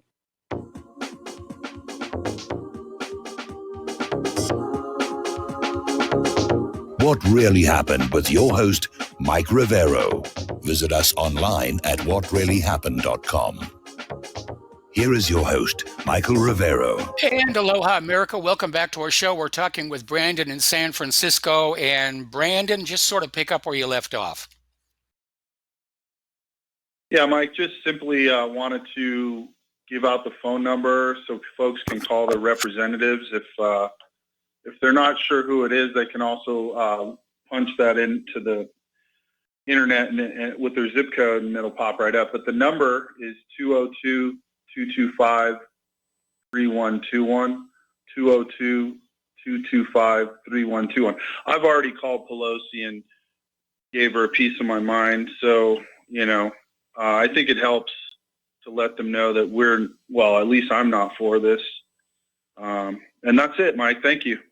All right. Well, I mean, the one positive effect this can have is that we are going into an election year. And a lot of Democrats especially are feeling that this impeachment circus is going to work against them in the coming election. And so that's the talking point that you put on in there, saying, you're attacking the president, you're attacking the way this country is supposed to operate. This impeachment circus is just politics writ wide, and I'm not going to vote for anybody that votes for impeachment. Just get that message out there. That's your talking point. All righty. Apparently, Israel is conducting wide-scale strikes on Syria, and get this, this is their excuse for the thing. Okay, the IDF claimed that it destroyed a number of Syrian air defense batteries because they did not refrain from responding to Israeli strikes. Okay, so you had these Israeli pilots up in the air in their airplane saying, wait a minute, they're shooting back at us. Are they allowed to do that? I mean, that's how silly it is. And yeah, if you're going to start shooting at people, expect them to start shooting back at you. And don't shoot at them and say, well, that's what you get for trying to defend your home from us. All righty. Donald Trump did a speech to the Israeli-American Council on Saturday in the middle of the biggest donors. And Sheldon and Miriam Adelson, it's caused quite a few shockwaves. Largely because Trump referred to Jewish wealth. And apparently he made a few comments in his speech that would be considered for anybody else anti-Semitic. But Israel's saying, well, this is our guy, and so forth and so on. And Adelson told Trump, the biggest thing you did for Israel was breaking the Iran deal. So the Netanyahu is demanding the U.S. backing of the Jordan Valley annexation plans. Washington has denied he ever spoke of it with Pompeo. So he didn't actually say anything to Pompeo, but he's already out there saying, you will back my plan to steal the Jordan Valley. All right, let's take a new phone call. Ken in Michigan, aloha, welcome to the show. What's on your mind? Hi, Mike. I hate to be cynical, but you made a statement just a few minutes ago saying that, felons can't run for president in the United States. They can't. But and here's the cynical part. Watch Congress make a change that felons now can run for president for Hillary. That would take a constitutional amendment requiring the ratification of 3/4 of the states. Well, the vote rigging's out there, so. Yes. But anyway, that's all I had. Thanks, Mike. All right, thanks. We're going to let you go here. Now, with all deference to Ken, we know we're dealing with a government that doesn't follow the law, doesn't follow the Constitution. And who knows what it is that they would do to try and save Hillary Clinton. First of all, they're not going to let her be indicted. That's going to be the first line of defense.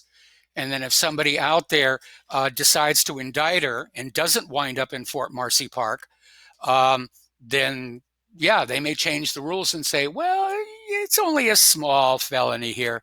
All right, let's grab another phone call. Peter in Los Angeles, aloha. Welcome to the show. What's on your mind? Hey, Mike, a couple things. I just wanted to put a little take in here about the impeachment proceedings. And I've heard, if you go around the web, the phrase coup d'etat, right? Yeah. I've heard the phrase pretty frequently as people watch it called Judeta. What they're watching is Schiff and Nadler and all the witnesses, basically. And I want to postulate something. We know that there's always controlled opposition. That's the way the Israelis operate, right? They always control the opposition. They can control both ends. So here you have a president that is under attack from, even from the Democratic Party, even which Wasserman Schultz and all these people who controlled that from the inside. And the papers and the papers. Peter, Yes. I got to put you on hold. Don't hang up. Sure. We're going to come back to you after these words from our sponsors.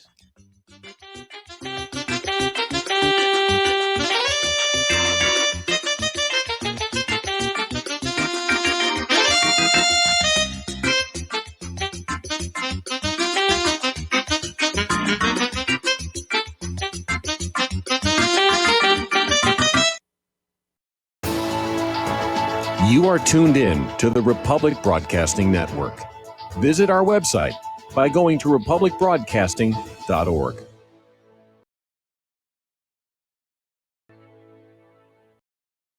It happens more often than we can imagine. In my case, I was sitting at home, and out of nowhere, I just started feeling uncomfortable. Then it got worse, and I started perspiring. I tried to ignore it, but I waited too long. The chest pain came as we were driving to the hospital emergency. I felt my life clock begin to tick. I barely survived. There was lots of damage done to my heart. What do I do now?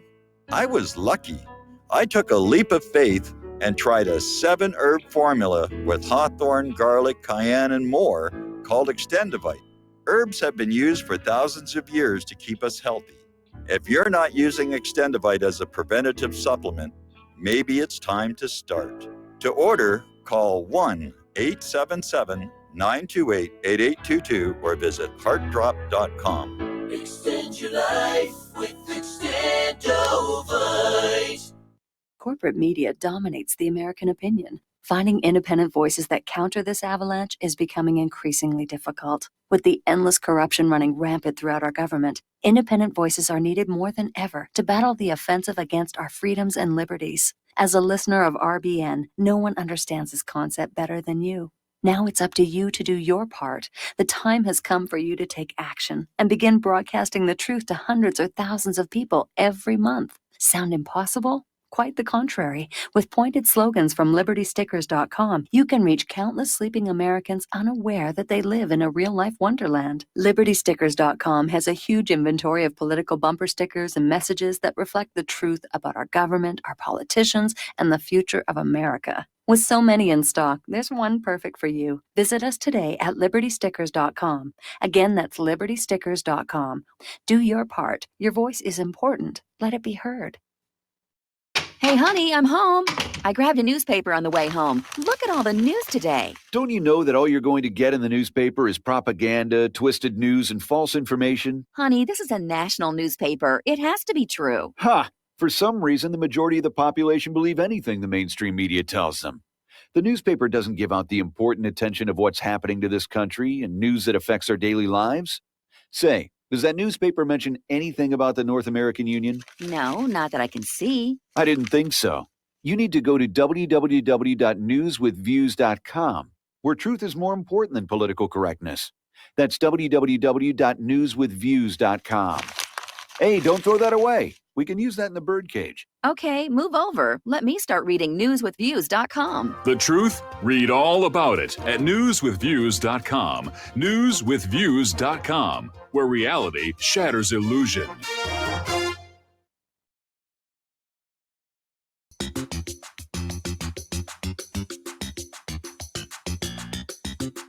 Welcome to What Really Happened Radio. Visit us online at whatreallyhappened.com. And now, set your eyes on the future and let's consider what really happened. And aloha, America. Welcome back to our show. Here we're talking with Peter in Los Angeles. And Peter, the one problem I have with this phrase, Judeta, is just how much Trump has given Israel that they wanted. He moved the embassy to Jerusalem. He's recognized the occupation of the Golan Heights, even though the United Nations says no. Now he's talking about declaring the illegal settlements in the occupied territories to not be illegal. I mean, why would Israel or anybody connected with Israel want Trump out of the Oval Office when he's basically Santa Claus? Well, let me develop this for you, Mike. And what I say feeds into that narrative. So here you have a president that is that they want to control that nobody was sure they could control when he got in. So what you have here is this coup d'état using Nadler, Horowitz, Rosenstein, all those witnesses from Harvard and blah blah blah. They're all, you know who they all are. They're all Jewish, so they're all attacking him. Pelosi, an Israeli firster. All these people attacking him in the worst way. So who does he run to? Who does he seek succor from? Well, he goes to the same place you just talked about, that Jewish organization with Sheldon Adelson. He goes to Sheldon Adelson, his biggest bankroller, who says, "Oh, you gave us the Golan, you gave us Jerusalem, you gave us this, you gave us that," and they're right. But he's being forced to the other group that can counterweight that, which is the other side of the Jewish equation. So you've got one side attacking him that they control, and then he has to run for support to the other, and then they get all the concessions they want out of it. You see what I mean? I see what you mean. Well, so now they're talking about the Jordan Valley and all this other stuff that's coming up. We're sending a division, I understand, to Saudi Arabia. I mean, they were ramping up the Iran thing. I mean, they're getting everything they want, and they're doing it because he's scared to death that the other guys, the Nadlers and the Schiffs and the Horowitzes and the Rosensteins and all those guys, who are all still there, by the way, nobody's going to ever get them out of there, are going to impeach him. So he runs to them for support and gives them everything they want. That's the way they work. Is he going to be unhappy when they impeach him anyway? Yeah, but by that time he will have given away everything anyways. They don't care about him. No, they don't. And by the way, isn't it interesting how things work? You were talking about the Princess Beatrix from Norway and Windsor Castle and Weinstein and Epstein and Ghislaine Maxwell. And then, of course, we also know that Clinton is involved in that as well, and how the narrative about blackmail and subversion of these that goes hand in hand with American politics. And look who controls that. And then we also have all the intercepts. I think somebody talked about that earlier, about all the intercepts that they're getting. They get it all. They control the hell out of us. Well, I'd like to know. They let us run a situation center. Sorry. I'd like to know who wound up with all of Epstein's treasure trove of videos and photos, because whoever that individual is. I'll bet any money he's not a goy. Bet any money. Probably not. I mean, look what they paid big money for that. And by the way, did you ever hear anything about Les? What's his name? His bankroller. The guy from Victoria's Secret, another blackmail ring. Les Wexler. This guy's disappeared from the news. He bankrolled that whole thing. He's like completely has disappeared into the other world, just like Ghislaine Maxwell has. Yes. All these people, they're gone. They're protected. They'll never get them. Why? Well, 3 guesses as to why.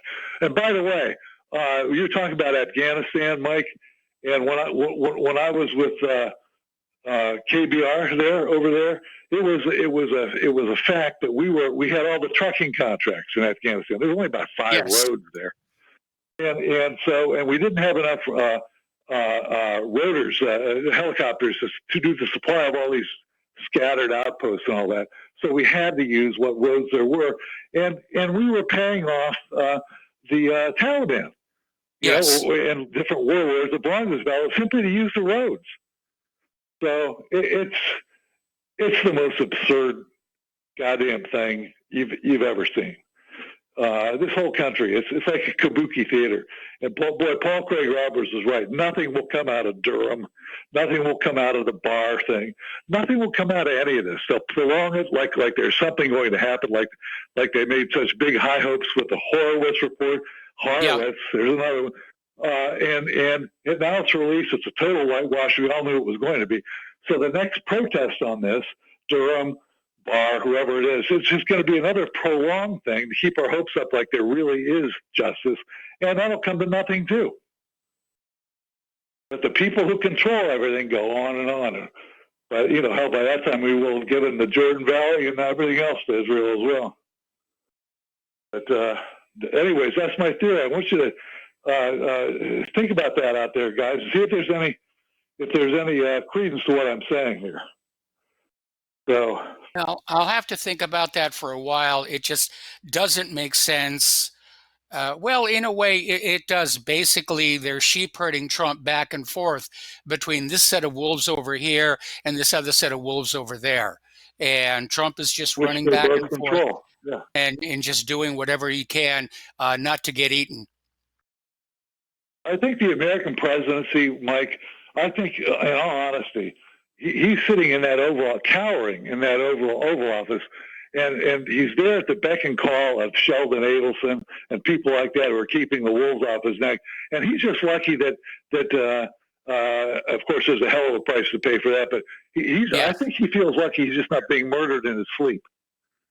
Yeah, that's how powerless the presidency is. I really. I mean, we know that Israel was involved in the assassination of John F. Kennedy, so. Who knows what's going to happen. But the thing that has never really set right with me, if you will, is the sheer venom that we have seen directed at President Trump when he seems to be giving everybody everything that they want. And we're still missing a piece. And I think that piece we're missing is Hillary Clinton. Well, but Mike, the venom and the attacks from the press, which they control as well. The entire press is controlled as well. Both parties, Republicans and Democrats. A friend of mine called last night and said, geez, do you notice how these Republican senators, I keep waiting for them to ask a good, penetrating, a rebuttal question or something, and they never do. And I said, they're not supposed to. They're not allowed to. Play their part in kabuki theater. Well, they're not allowed to. Part in kabuki theater. I mean, the Democrats are in control of the House of Representatives, and they're not allowing the Republicans to have any rebuttal witnesses or ask any rebuttal questions. Now, I think the GOP was hoping they'd get their inning, if you will, over in the Senate, but we're not hearing that the Senate feels like turning into a circus. And so, this may be a shutout game. As far as Trump is concerned. I think I heard for the first time, I heard you say today that you think the Senate would convict. You think, is that right, Mike? You think that's going to happen? Is that your take? I think it's not beyond the realm of possibility, especially if, in fact, Hillary Clinton is behind all of this because she's got the juice to make those senators dance to her strings. Well, yeah, she's got that whole Clinton Foundation, even bigger than Epstein kind of thing. Yes. So, and maybe they're the same thing after all. Vote to impeach, or they're going to find you in Fort Marcy Park. Yeah, well, man, we are in such bad shape, Mike. Yes, we are. In such bad shape. We absolutely are. By the way, I can tell from just yesterday that you have your physical mojo back, and I'm feeling a lot better. I'm not all the way better, but I'm definitely feeling better. And I have to see the doctor end of the week and go in for more testing the following week. And I don't want to go into the details, but let's just say I'm an old guy and things are breaking down. Yeah, I'm right there with you, man. Believe me, I'm right there with you. But hey, Mike, listen, I'll let you go. I'm glad you're feeling better. And I thought it was just, frankly, I just thought it was the fact that all this stuff had you so juiced because of all this Horowitz stuff. And, I think that's part Well, of it, actually. But I'm it's glad we depressing feel that. looking at all of this. In fact, Claire was just saying earlier today, she's just out there desperate for some piece of good news that we can report on the website. It's just not there. No, it is just not there. Now, we're kind of hoping that with the Christmas lights and everything, we'll get a little holiday spirit going here. You know, I got to haul out the tree and get that up and running. Anyway, Peter, thank you very much for the phone call. Go ahead. See you, Mike. All right. This is going to be the first family Christmas. Well, it's our first Christmas in Indiana, and I think it's the first time we've had a tree since probably about 5 or 6 years. All right, so we're going to switch over to Jeff in North Carolina. Oh, Peter hung up and Jeff dropped. All right, well, fine. Be that way. See if I care. All righty. Apparently, 5 Palestinian workers have been injured after Israeli soldiers opened fire on them in the early hours of this morning near the separation wall in the occupied northern West Bank city of Tulkarem. And apparently, Israeli soldiers manning the checkpoint shot tear gas into the large crowd who were attempting to get to work. That's what they were shot for. They weren't tearing down the wall. They weren't attacking the soldiers. They were just trying to get to work. And apparently dozens of people suffocated from excessive tear gas inhalation. And according to the official Palestinian news agency Wafa, the 5 wounded victims were rushed to the Thabit government hospital in Tulkarem. Medics confirmed the casualties were shot towards their lower extremities, described their situation as moderate. Meanwhile, Israeli soldiers situated near the gate throughout the Israeli annexation wall at Dar el-Abed shot and wounded a young man from the Palestinian village of Ariba. So they're just shooting these guys just for trying to get to work.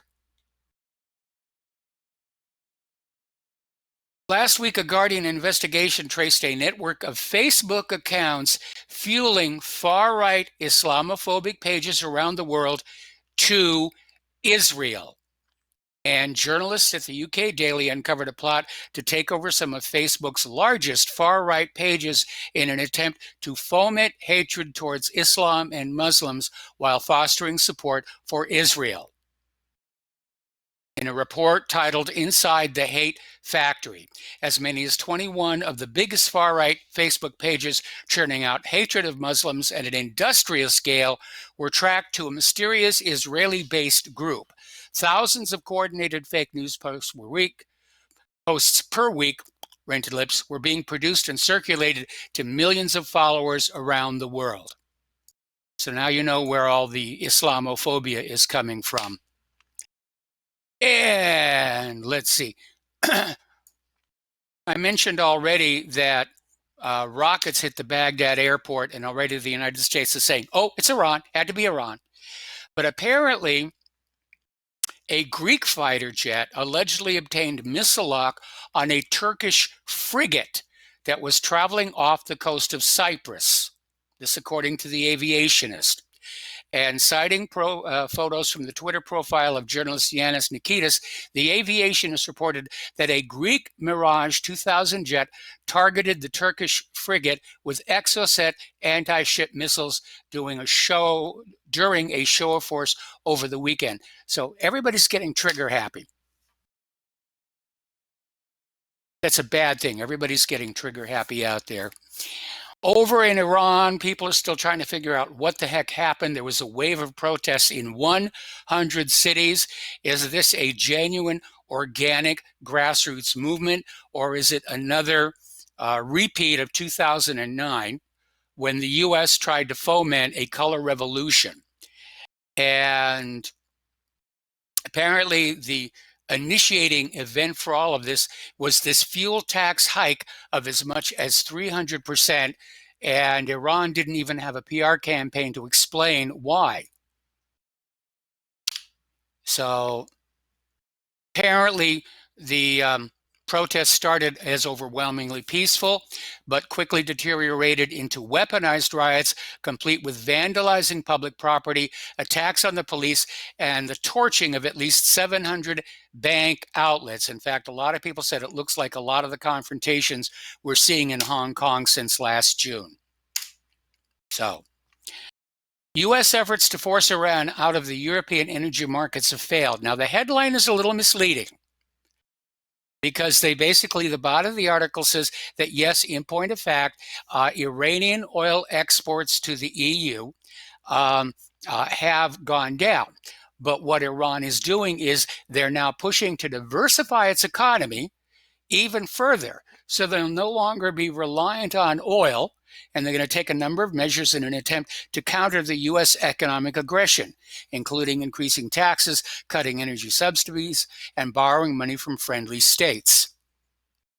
And this, of course, is directly counter to what the globalists want, where they want this country does oil, this country does steel, this country does electronics, this country does tap shoes, this country does whatever. And more, as the U.S. pushes on all these countries, they're starting to diversify their economy. They're starting to become more self-reliant. That's what happened when we had that oil embargo against Russia.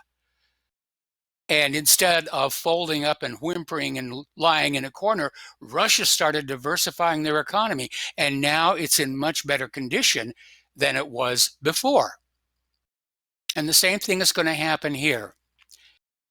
Now, the Bank for International Settlements have dropped a bit of a bombshell report that torpedoed the Federal Reserve's official narrative on what has caused the overnight lending market, the repo loan market on Wall Street, to seize up since September 17th, leading to more than $3 trillion, with a T, dollars in cumulative loans from the New York Fed as the lender of last resort. Okay, we're going to take another break here for commercials, and we will be right back.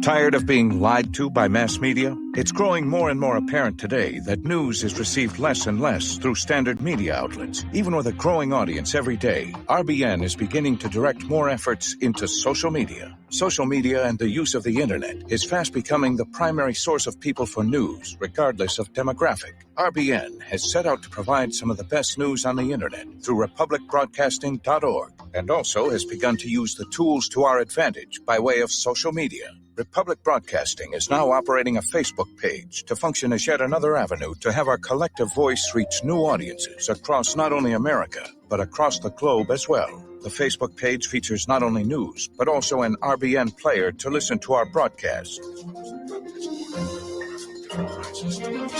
Get involved by visiting facebook.com/Republic Broadcasting and liking our page and share it with your friends and family, because you can handle the truth.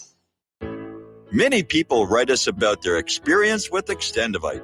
Allow me to read you some from Amazon.com. It really does work like the review says it does. I cannot believe that after the first few days, I didn't feel as sluggish or clogged up. It has had a profound impact on my physical, emotional well-being. I'm skeptical as most people about products and their claims, and I never write reviews, but this is a wonderful product and I recommend it to everyone. Great product. It has brought my blood pressure from the mid-150s over the 80s to the mid-130s over mid-80s, along with diet and exercise in just the past couple of months. Excellent. Thank you, David. Tell us your story. Get Extendivite today. Call 1-877-928-8822 or visit heartdrop.com. Extend your life with Extendovite. Hey, is that a new music app? Yeah, check it out. Surfer Music Discovery. It links to thousands of online stations, but the twist is you see the song names and artists that are now playing live. That's different. No guessing. Looks like a waterfall of music. So many formats. Rock, oldies, country, R&B, jazz, and a whole lot more. How's that spelled? Surfer. S-U-R-F-R. Is it expensive? It's free. No need to sign up or sign in. Get the Surfer Music app free from Google Play or the App Store. So, you love talk radio? Then you'll love TalkStreamLive.com. TalkStream Live is always on, 24/7, with the best streaming talk shows. Find your favorite talkers and discover some new ones. It's free, readily available online or on mobile with any smartphone or tablet. Finding your favorite talk shows all in one place has gotten a whole lot easier. Just go to TalkStreamLive.com. Be sure to download the free apps from Google Play or the iTunes App Store. Some are maxed out all their credit cards. Some are working 2 jobs and living in cars. Minimum wage won't pay for a roof, won't pay for a drink. If you gotta have proof, just try it yourself, Mr. CEO. See how far $5.15 an hour will go. Take a part-time job at one of your stores. I bet you can't make it here anymore. And aloha, America. Welcome back to the show. We're going to take a phone call now from David in San Francisco. Aloha, David. Welcome to the show. What's on your mind? Well, hi, Michael. I was really intrigued to hear that story you just mentioned about the derivatives, the overnight lending market. What did you say? $3 trillion Yes. has been. It's kind of as if $3 trillion has been yanked from the economy because people are refusing to lend to the overnight markets. And that leads to, you remember with this impeachment scandal with the Ukraine, that Trump basically was holding off on spending $400 million for about something short of 2.5 months. And, yes. I personally suspect that what Trump was doing with that $400 million was placing it on the overnight markets illegally, of course, and that he didn't want to get caught with it, and so he ended up sending it back to Ukraine. But if you know, we've got a Secretary of Treasury, Steve Mnuchin, scoundrel from the subprime scandal days that should have been prosecuted and wasn't. And he's America's Secretary of Treasury. Yes. The America's Secretary of Commerce is Wilbur Ross, who is famous for basically 50 years being a guy that he's called the king of bankruptcies. He's famous for basically causing companies to bankrupt, and then he's the vulture that shoots in and scoops them up, and then parts them out. So he, as a matter of fact, I've got a book from 1979. It was John Lennon was living in a building called the Dakota in New York City, and if you look for that book, it's Wilbur Ross was the building treasurer of the building association treasurer, and even in that book, it calls him sketchy. His reputation was sketchy, and I think it mentions that although nothing was found to be improper about the way he managed the books at the Dakota, he had a bad reputation even in 1979.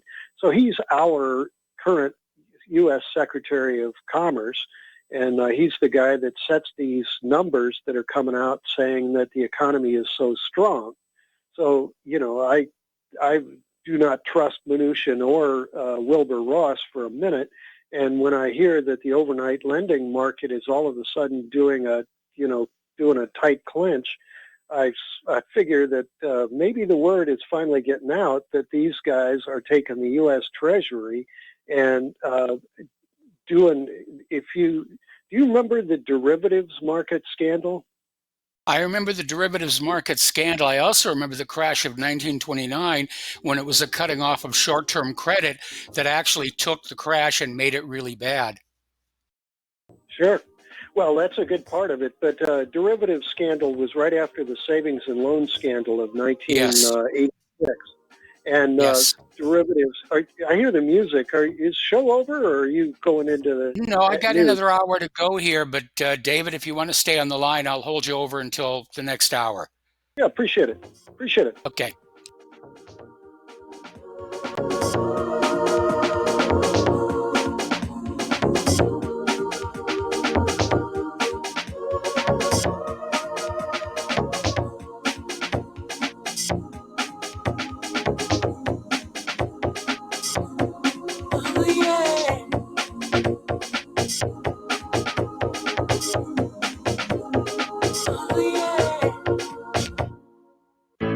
Many people tell us about their experience with Extendivite. Just listen to what Glenn has to say. Prior to taking it, I had diabetic neuropathy. The Extendivite reduced that significantly. Acid reflux was reduced. I had athlete's foot, very severe. Trimmed that down to about 75%. Dandruff, almost completely gone. I had occipital neuralgia at the base of my skull. I was having migraines, reduced by about 90%. Heart palpitations, my heart would kind of stall out. I would skip a beat. Very uncomfortable.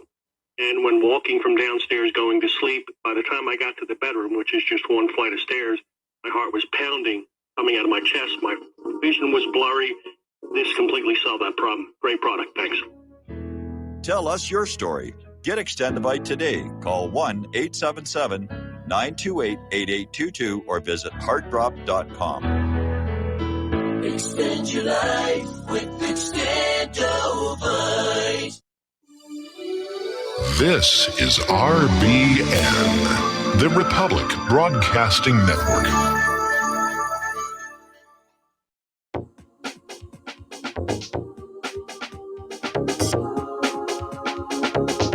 What really happened with your host, Mike Rivero.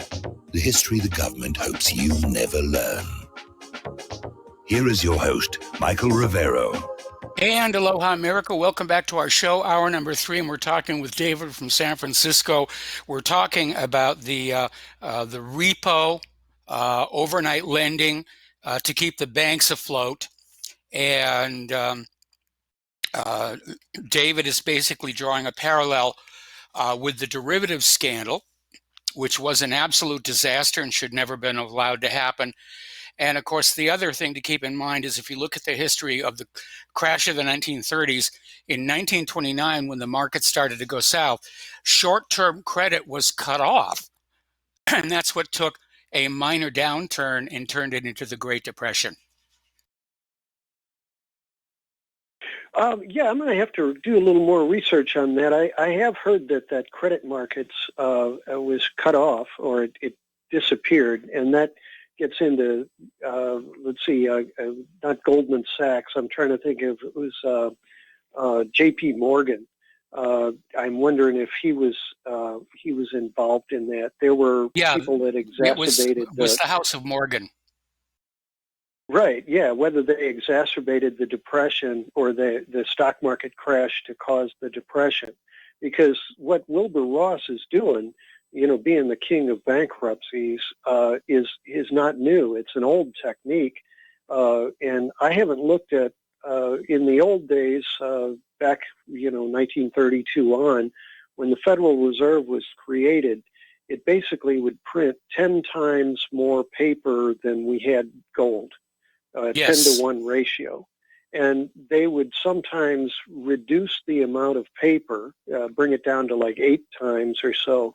And because there was less paper to go around, there was less ability for employers to be able to pay their employees, especially employees that didn't have banks and didn't have checking accounts and whatnot. And so the amount, because there was less cash in circulation, they drew M1 down to 8 times or whatever. Yes. They would cause these panics, and so I'm wondering if a similar thing is going on. They don't technically. The Federal Reserve doesn't use M1, M2, M3, and M4 anymore. I've forgotten the calculations they use, but that 10-to-1 ratio was the famous old one. But just to remind listeners of what derivatives was all about, the savings and loans crooks never got prosecuted. Just like in 2007 and 8, the subprime people didn't get prosecuted. So they went out into the world and basically put themselves in positions of power in various institutions. Things like school districts, sewer boards, various governmental entities, sometimes even whole cities. And they would take the treasury and they would lend it out on the overnight market and illegally, improperly. Say like you're the treasurer of the school district and you say, oh, I'm going to cash it. I'll take the money. I'll lend it to the Japanese overnight market. And since Japan is 6 hours in the future, they would lend it out for 6 hours or 5.5 hours or something, and the money would be shot over there electronically and shot back electronically, and technically it wouldn't ever disappear, in that day's, accounts. But these guys would be then able to take that 6 hours worth of interest and pocket it. And they did it so many times that they lost track of how much they were lending, and it basically led to a collapse of all sorts of school districts and financial institutions around the country. Sewer boards, water boards, school districts, universities, all sorts of governmental agencies. And as a matter of fact, if you're familiar with Orange County is where Richard Nixon was from. A lot of famous Republicans were from Orange County. And these guys did it to their own county. This was like the Republican stronghold. And because Ronald Reagan refused to prosecute the savings and loans crooks, these guys were left to milk their own world-famous county. And so when you go down to Orange County to this day, the Green Party and Democrats have made a huge amount of headway because the Republicans did nothing to protect their own county. And so they were seen as the crooks that they are. So now when you look at the king of bankruptcies, Wilbur Ross, is put in as the Secretary of Commerce, and the Steve Mnuchin, a guy that should have been prosecuted in 2007 and 8, I think his company actually had some of the greatest amount of financial foreclosures on houses in America.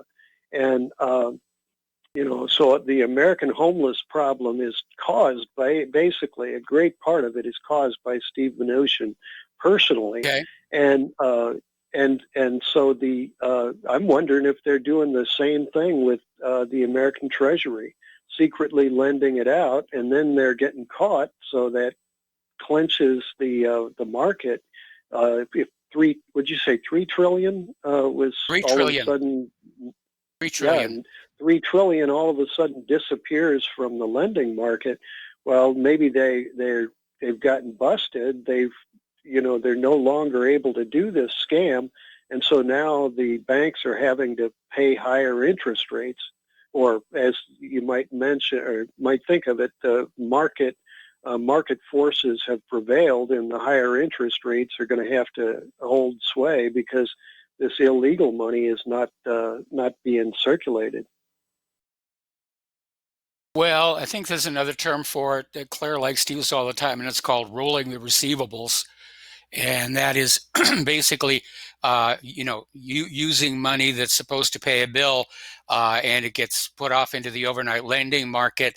They make a little tiny fraction of interest on it, and then they forward it along to where it's supposed to go. But it's still crooked, it's still underhanded. And if you've got enough volume of money flowing through your system, you can make a small fortune very quickly. Yeah, $400 million missing for 2.5 months from Ukraine's weapons. It's funny, in this impeachment thing, this is not really being told to the American public. I think, I'm trying to think of the, what's his name on the chair of the Democratic, it was a judiciary that, not judiciary, anyway, he mentioned this morning in his statement about the impeachment that oh God, my brain is just seizing up here. Nadler? Are you thinking about Nadler? Yeah, Nadler. Yeah, exactly, Okay. Nadler.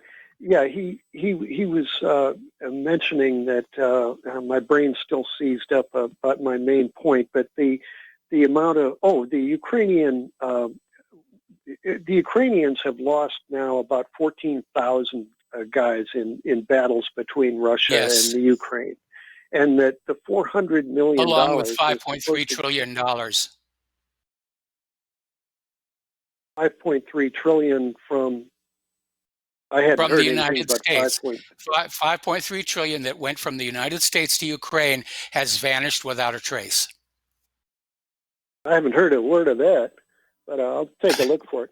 But the point was of 400 million. If it was lent out on the overnight market, the U.S. Congress, one of the few things that they did last year, in a bipartisan way, Republicans and Democrats voted to spend $400 million, send it to the Ukraine so they could defend themselves against Russian attack and Russian invasion. And the Ukrainians have lost now something like 14,000 guys. Yes.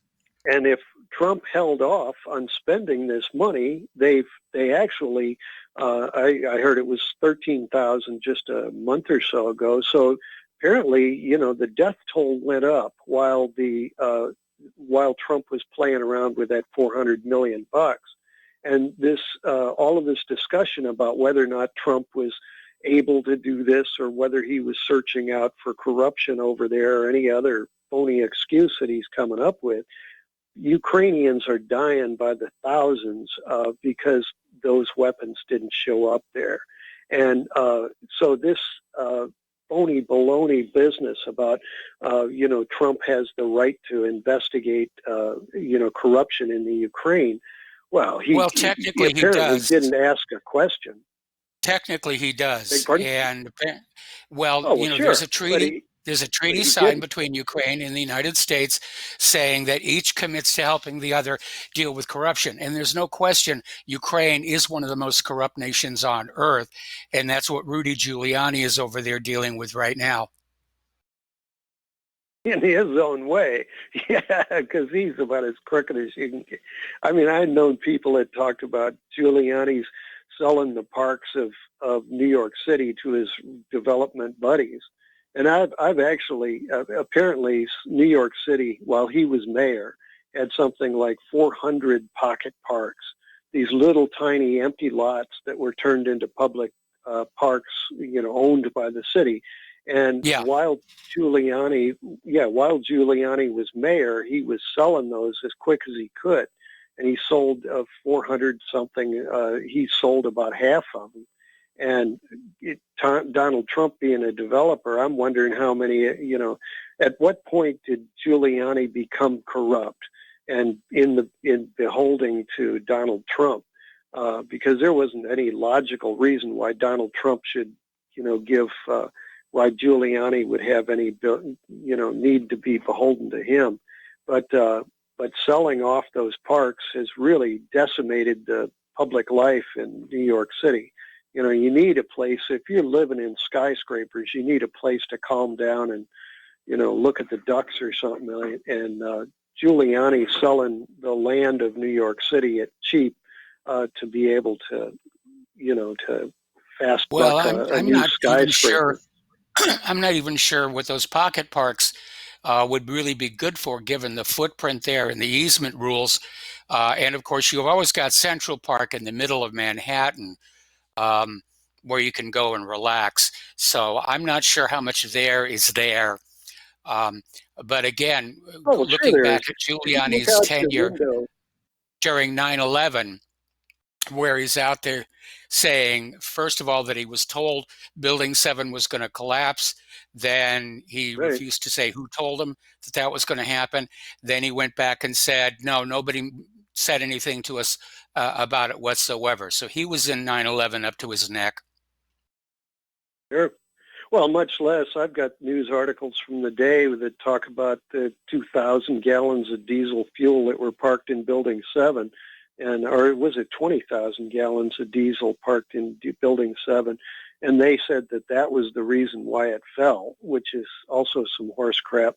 But they were coming up with all sorts of excuses for Building 7.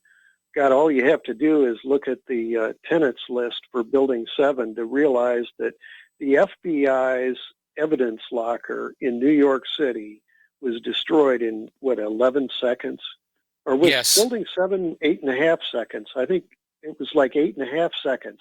So all of the evidence against organized crime disappeared in 8.5 seconds.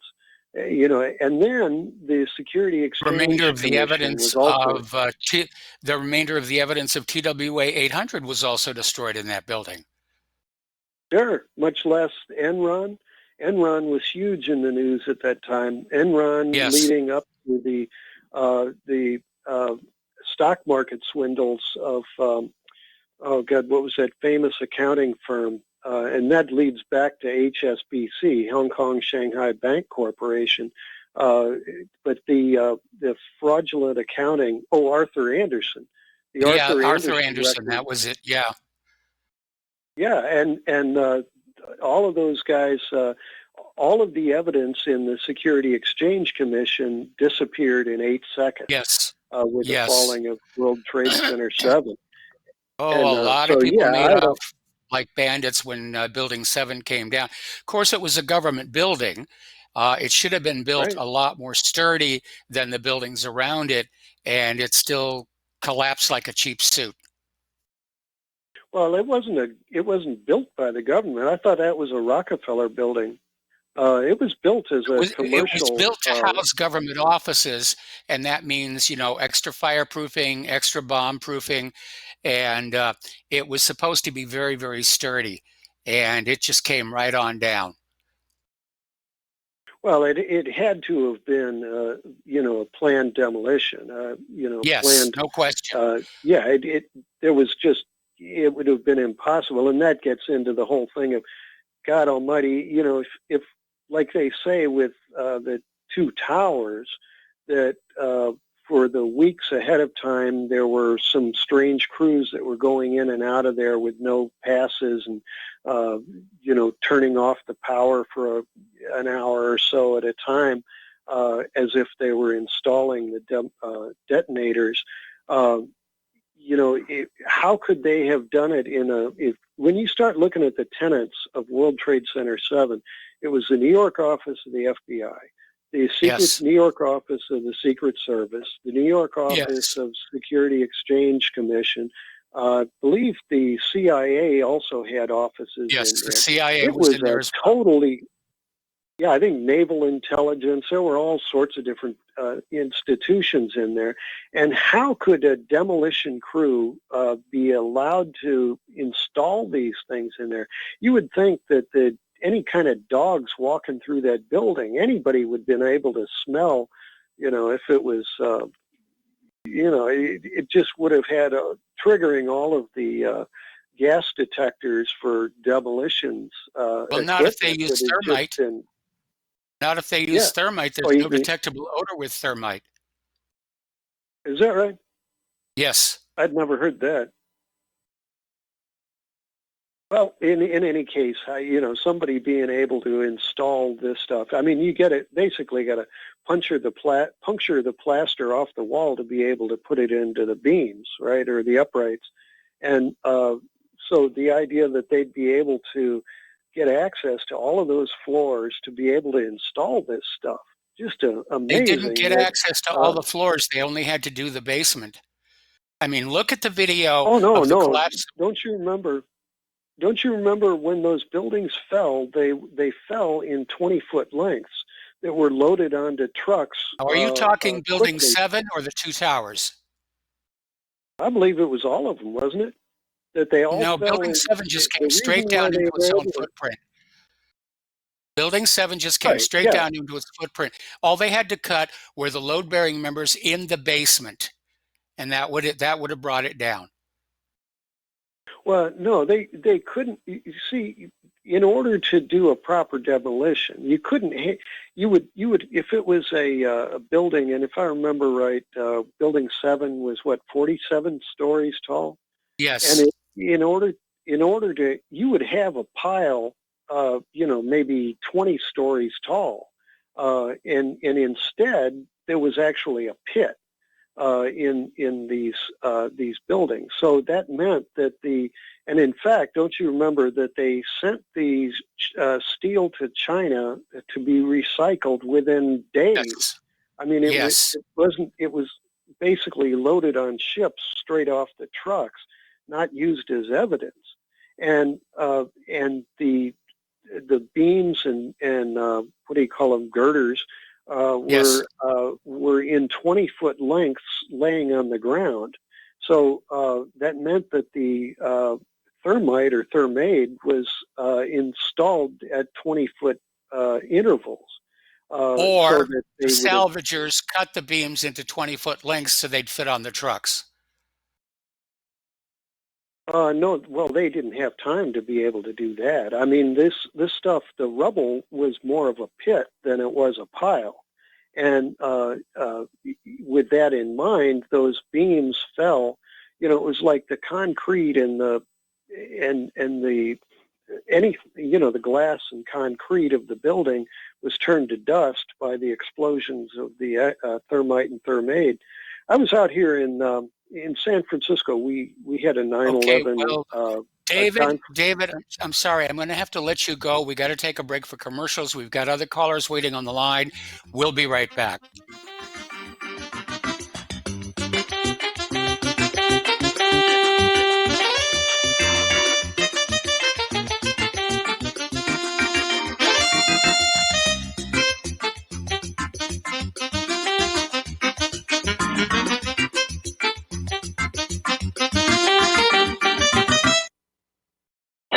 Okay, nurse, let's get this man to the ER stat. Right away, doctor. We see this every day. Heart attack or angina pain due to blocked and clogged arteries. Chelation can remove obstructions or blockages from arteries and help avoid painful and expensive surgery. Now there's Angioprim. It's a liquid oral chelation product that you take with juice. You start to feel the results fast. Angioprim increases blood flow all over the body, and that means more energy and strength to take on the day with less aches and pains. 60 years of research has gone into chelation, and Angioprim is the result. A safe and easy way to unblock your veins and arteries from buildup that slow circulation. Paging Dr. Jones. Please report to the emergency room right away. Log on now to angioprim.com. That's ANGIOPRIM.com. Or to speak with a trained consultant. Give Angioprim a call at 954-882-7221. That's 954-882-7221. Folks, we're living in a world the likes of which we've never perceived any clearer than we do now. The plan for global governance has been in the works for generations and would have likely been achieved by now, but for the fact that the globalists left open their Achilles heel. With all their tools, Federal Reserve System, fiat currency, no child left behind, and then Common Core education introduced to our schools to dumb us down, vaccines, pharmaceuticals to lobotomize us, GMO foods, insertion of compromised or bought and paid for politicians, judges, mainstream media propaganda, all pieced together like a puzzle designed to ultimately bring the world under submission. But with all their strategy, they forgot one thing: knowledge. And knowledge is power. With knowledge, their bombardment is nullified. Folks, with that, as brilliant and knowledgeable as you've become, among the wisest audience of any radio audience in the world, and you are, I want you to take a moment to reflect and ask yourself, how much of that knowledge did I obtain from Republic Broadcasting Network? How high has my consciousness been raised since I've been a listener? How fast am I now able to discriminate truth from fake news by being a Republic Broadcasting listener? How clear am I now able to see the world since I've been listening to RBN? Ask yourselves those questions, folks. Then ask yourself, what is that knowledge worth to me? Like my morning coffee, how would I survive without it? A voice of truth in a sea of lies. Do we not all need to make sure it survives? Like public broadcasting, we are now finding we can only survive with listener support. Censorship, advertisers being attacked, truth itself being attacked. It's the only way through this. We at Republic Broadcasting humbly ask you to become a supporter. Look at your budget and make a determination of what Republic Broadcasting is worth to you and what you can afford on a monthly basis. Go to republicbroadcasting.org and pledge $20, $30, $40, $50, if possible, $100 a month or more if it's affordable. Click the donate button and become a regular monthly donor. Assure both us and yourself that Republic Broadcasting Truth will continue to flow like that morning coffee. The network thanks you. What this country is coming to, I sure would like to know.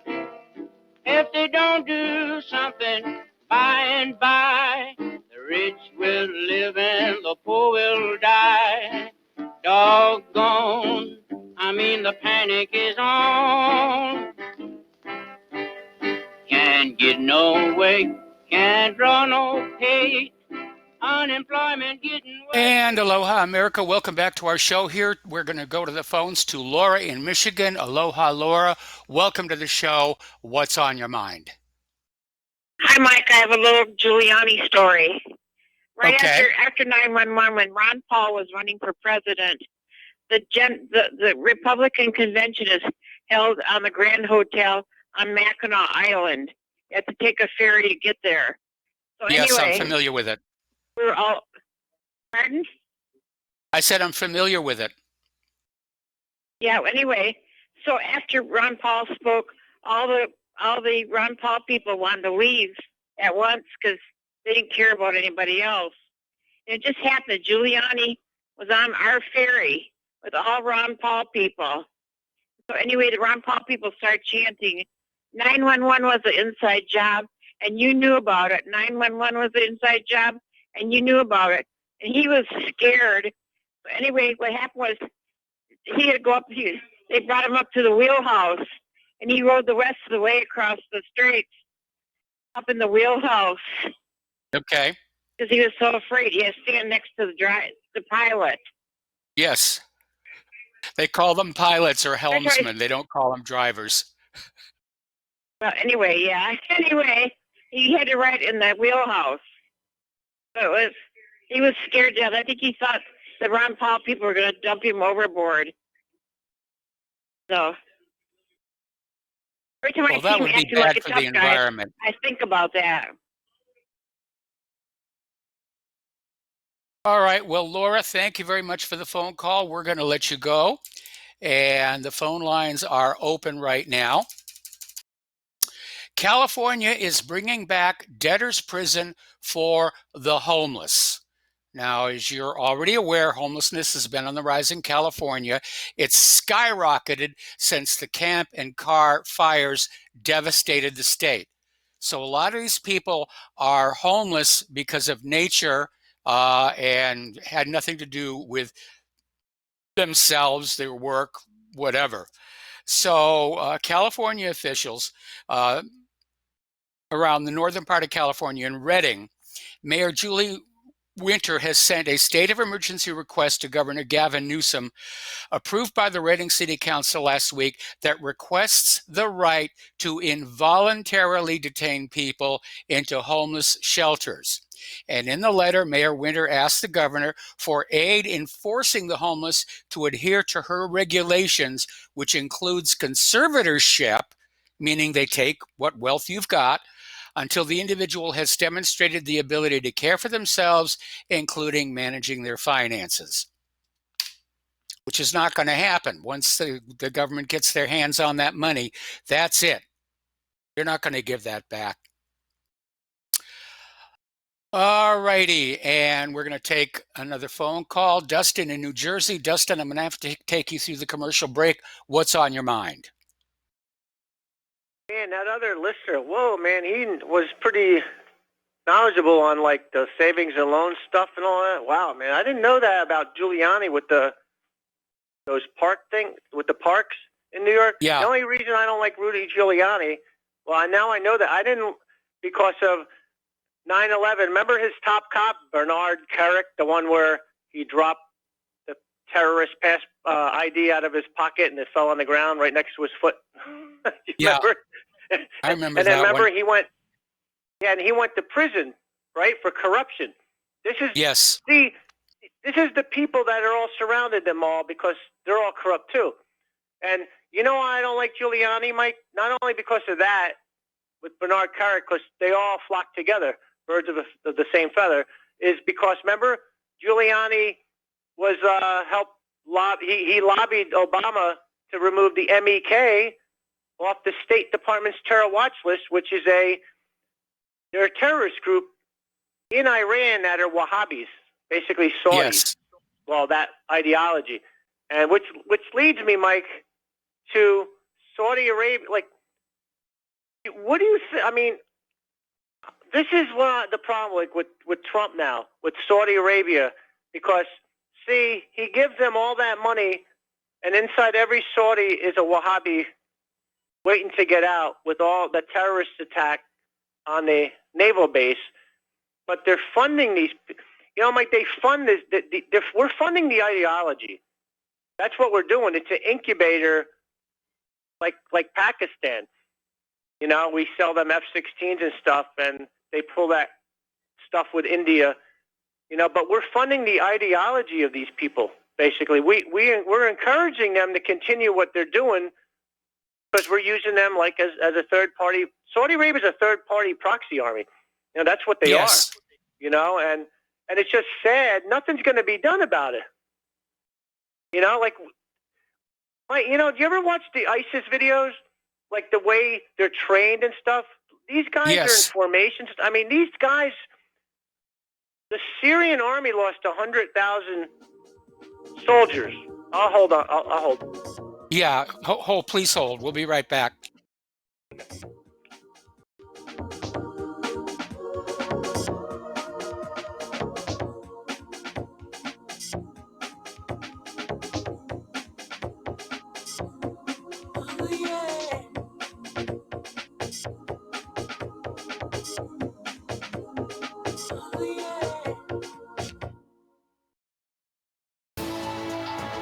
You are tuned in to the Republic Broadcasting Network. Visit our website by going to republicbroadcasting.org.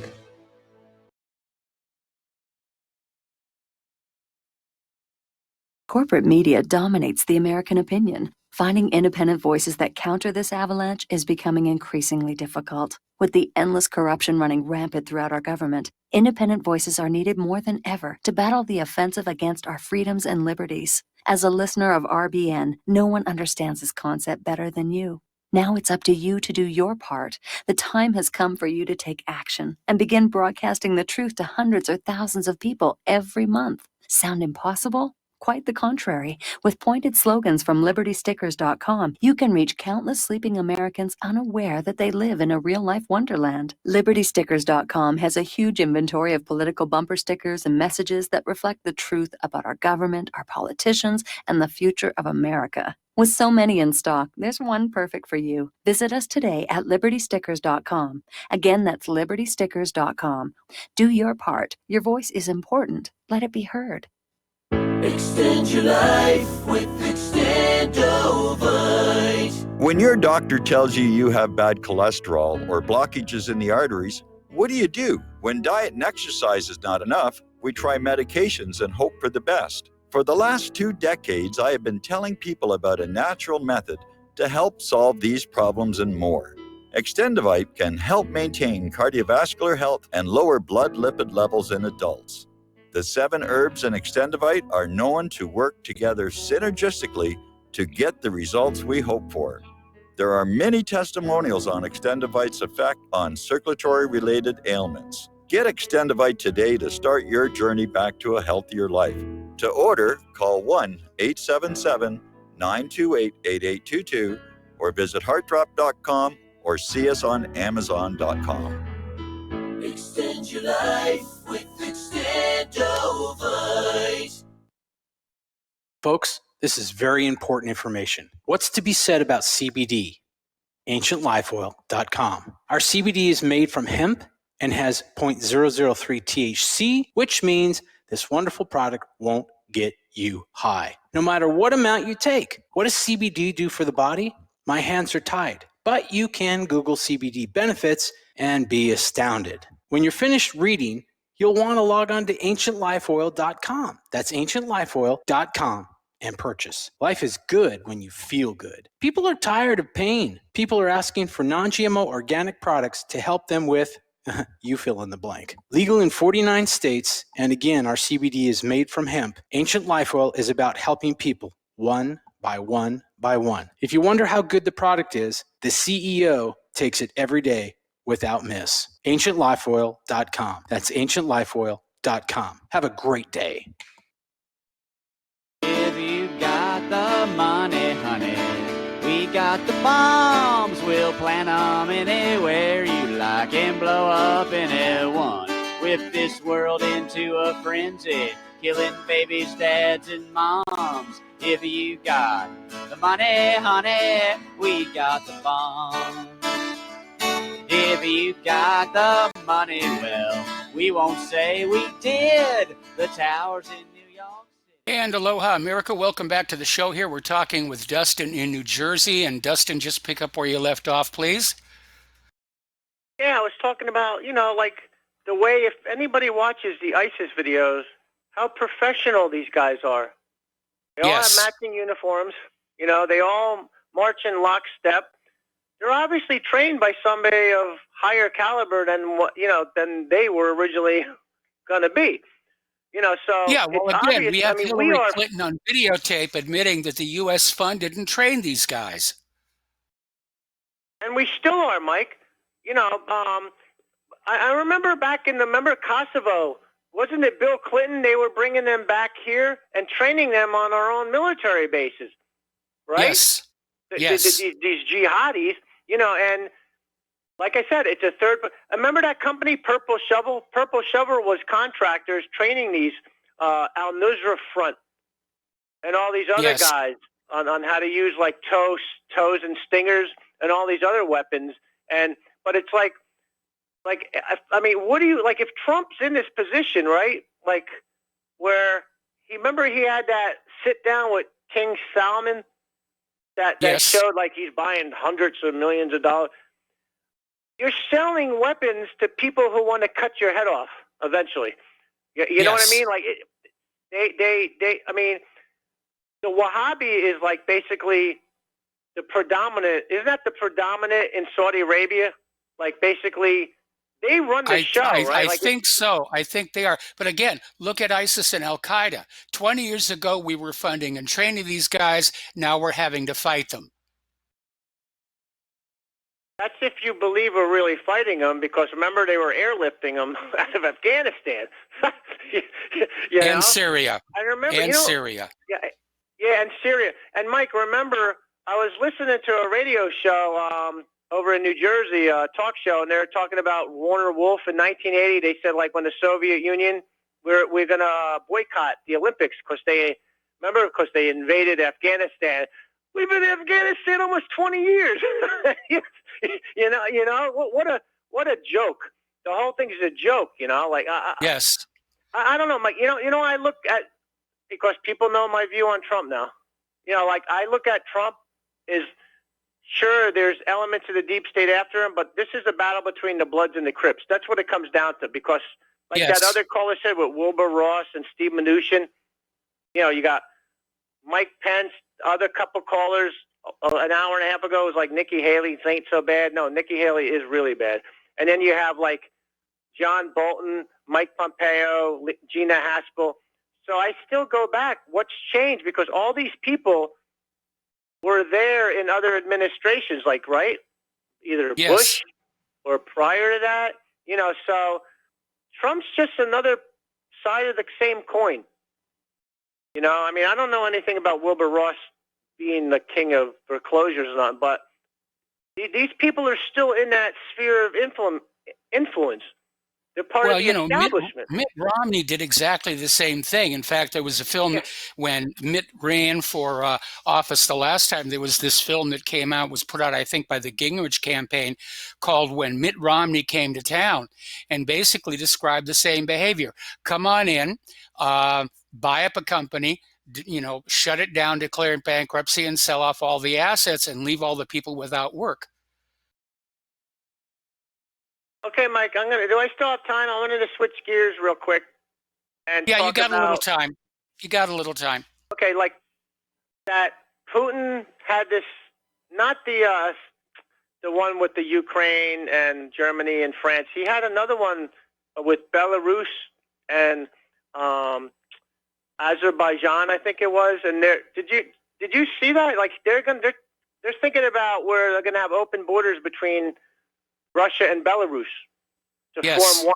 There's going to be another block, trading like a trading block and a military block with four countries. Putin's already talking about ending the war in Ukraine by the end of the year.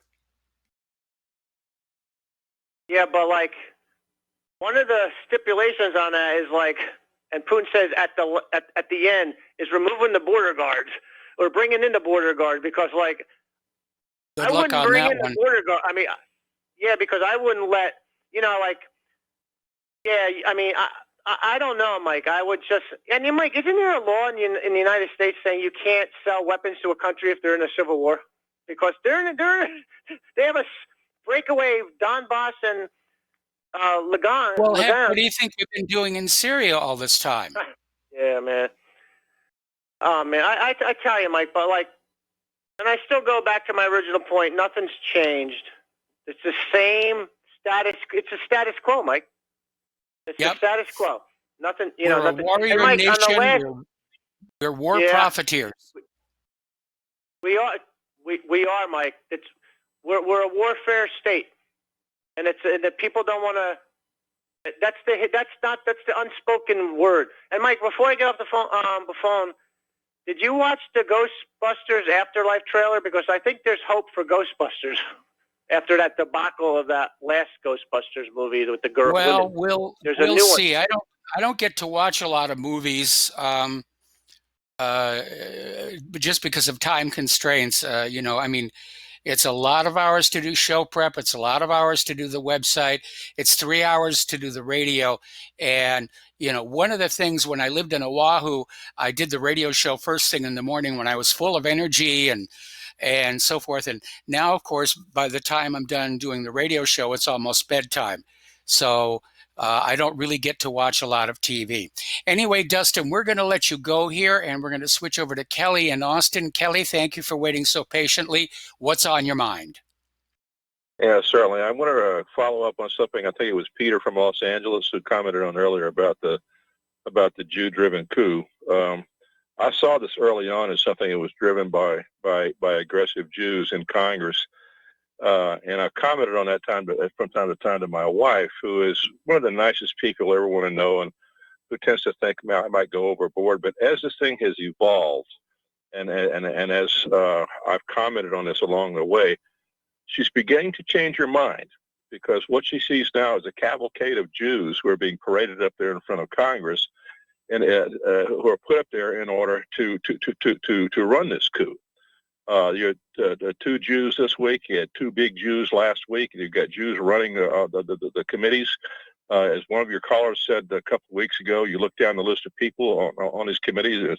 It's Jew, black, Jew, black. And I've noticed that if my wife is beginning to rethink things, I'm sure that there are other people who aren't quite as nice as she is who have rethought this already or who are in the process of rethinking. And so they, I think, are probably overplaying their hands and might underestimate the backlash that they're liable to see if they push this thing any further. Well, definitely I agree on the backlash. I'm still thinking about what Peter said on his phone call, and I'm not sure if this makes sense for Israel to be maltreating Donald Trump when Donald Trump has given them just about everything that they want. And I understand where Peter's coming from, that Trump is just being ping-ponged between this group of Jewish activists and that group of Jewish activists. But I don't know. I feel like I'm missing a piece. Well, I think he's entirely right here. If you look at it here, looking at Donald Trump as a ping pong ball being played by good cop, bad cop makes a lot of sense to me. And it's especially so if you consider that Jews in Congress are far overrepresented with respect to their percentage in the population. True. And the fact that they are the ones who are driving this thing on all these committees, And then you got these well-placed Jewish businessmen and well-placed Jewish politicians here and elsewhere. To me, it makes perfect sense that Donald Trump is somebody who is caught in between what appear to be warring factions, but who are all kind of driving toward the same objective. Yes. He's stuck. And then the one thing he could do would be to start off by cutting all the Jews off of his staff. And we could also do ourselves a lot of good by voting all these SOBs out of office. They have absolutely pushed this to the brink.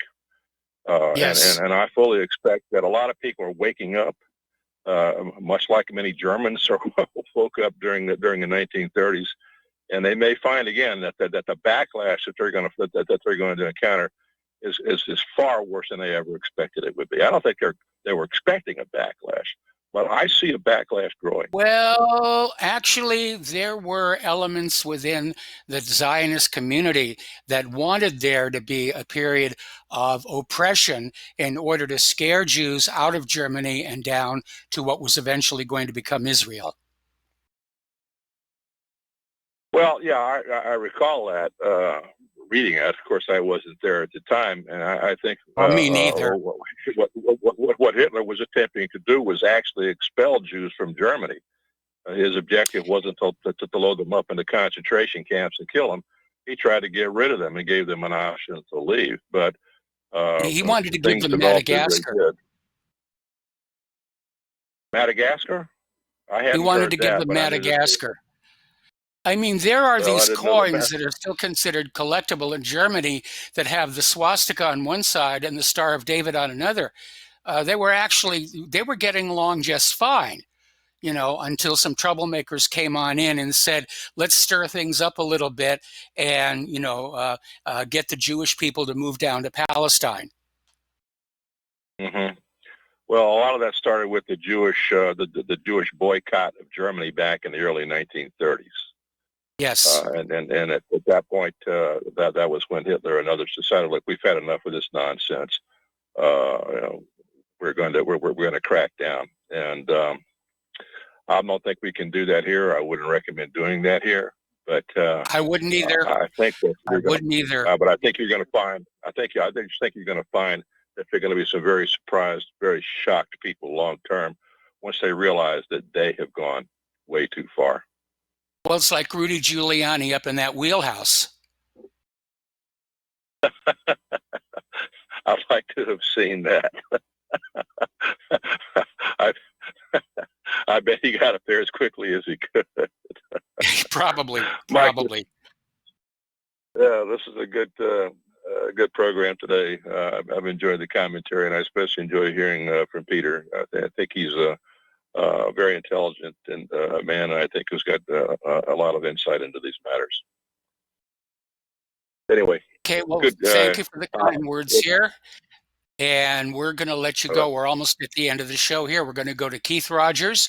Aloha, Keith. Welcome to the show. What's on your mind? Just one simple correction there, Michael, and good to hear you back on again. You don't have a civil war when you have members from 50-some nations or countries fighting to take down a legally elected government.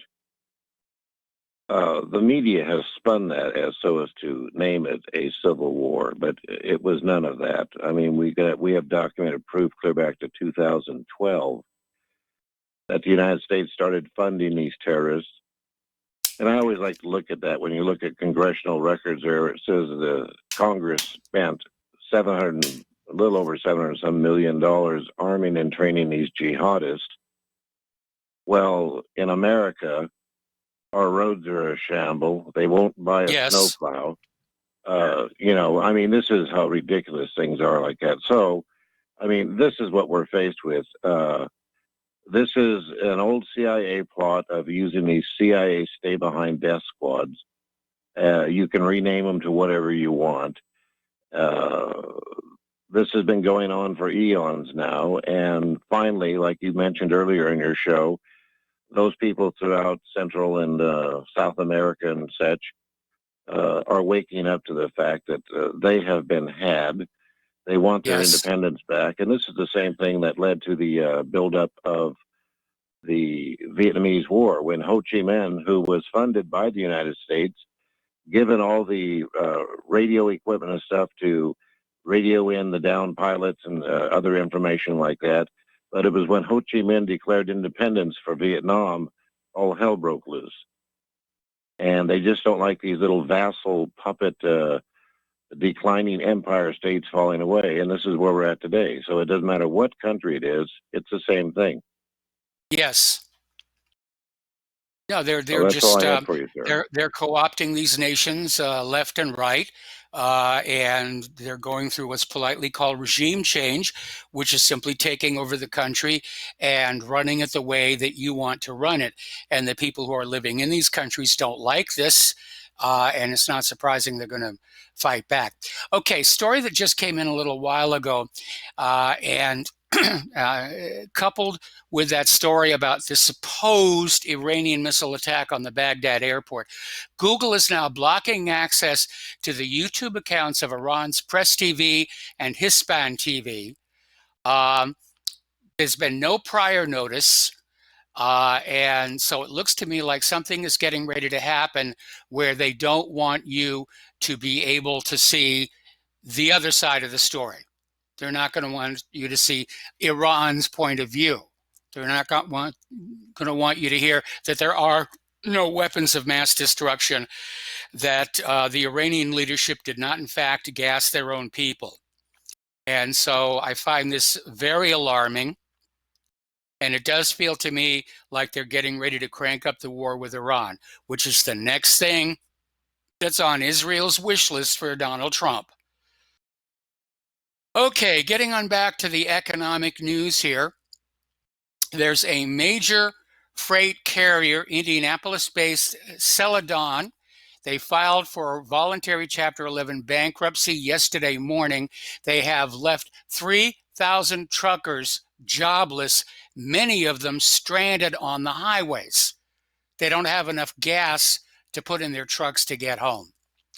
Per capita world debt has surged to more than $200,000. This is $86,000 for every person in the world, which is 2.5 times the annual income. So don't tell me that this is a good economy, because it isn't. It absolutely is not. It's the one area where Trump is really lying to us left and right, is the state of our economy. Because it is not good, it is not healthy, it's about to get worse. We need to take a break for commercials. We'll be back with the last segment of our program after these few words.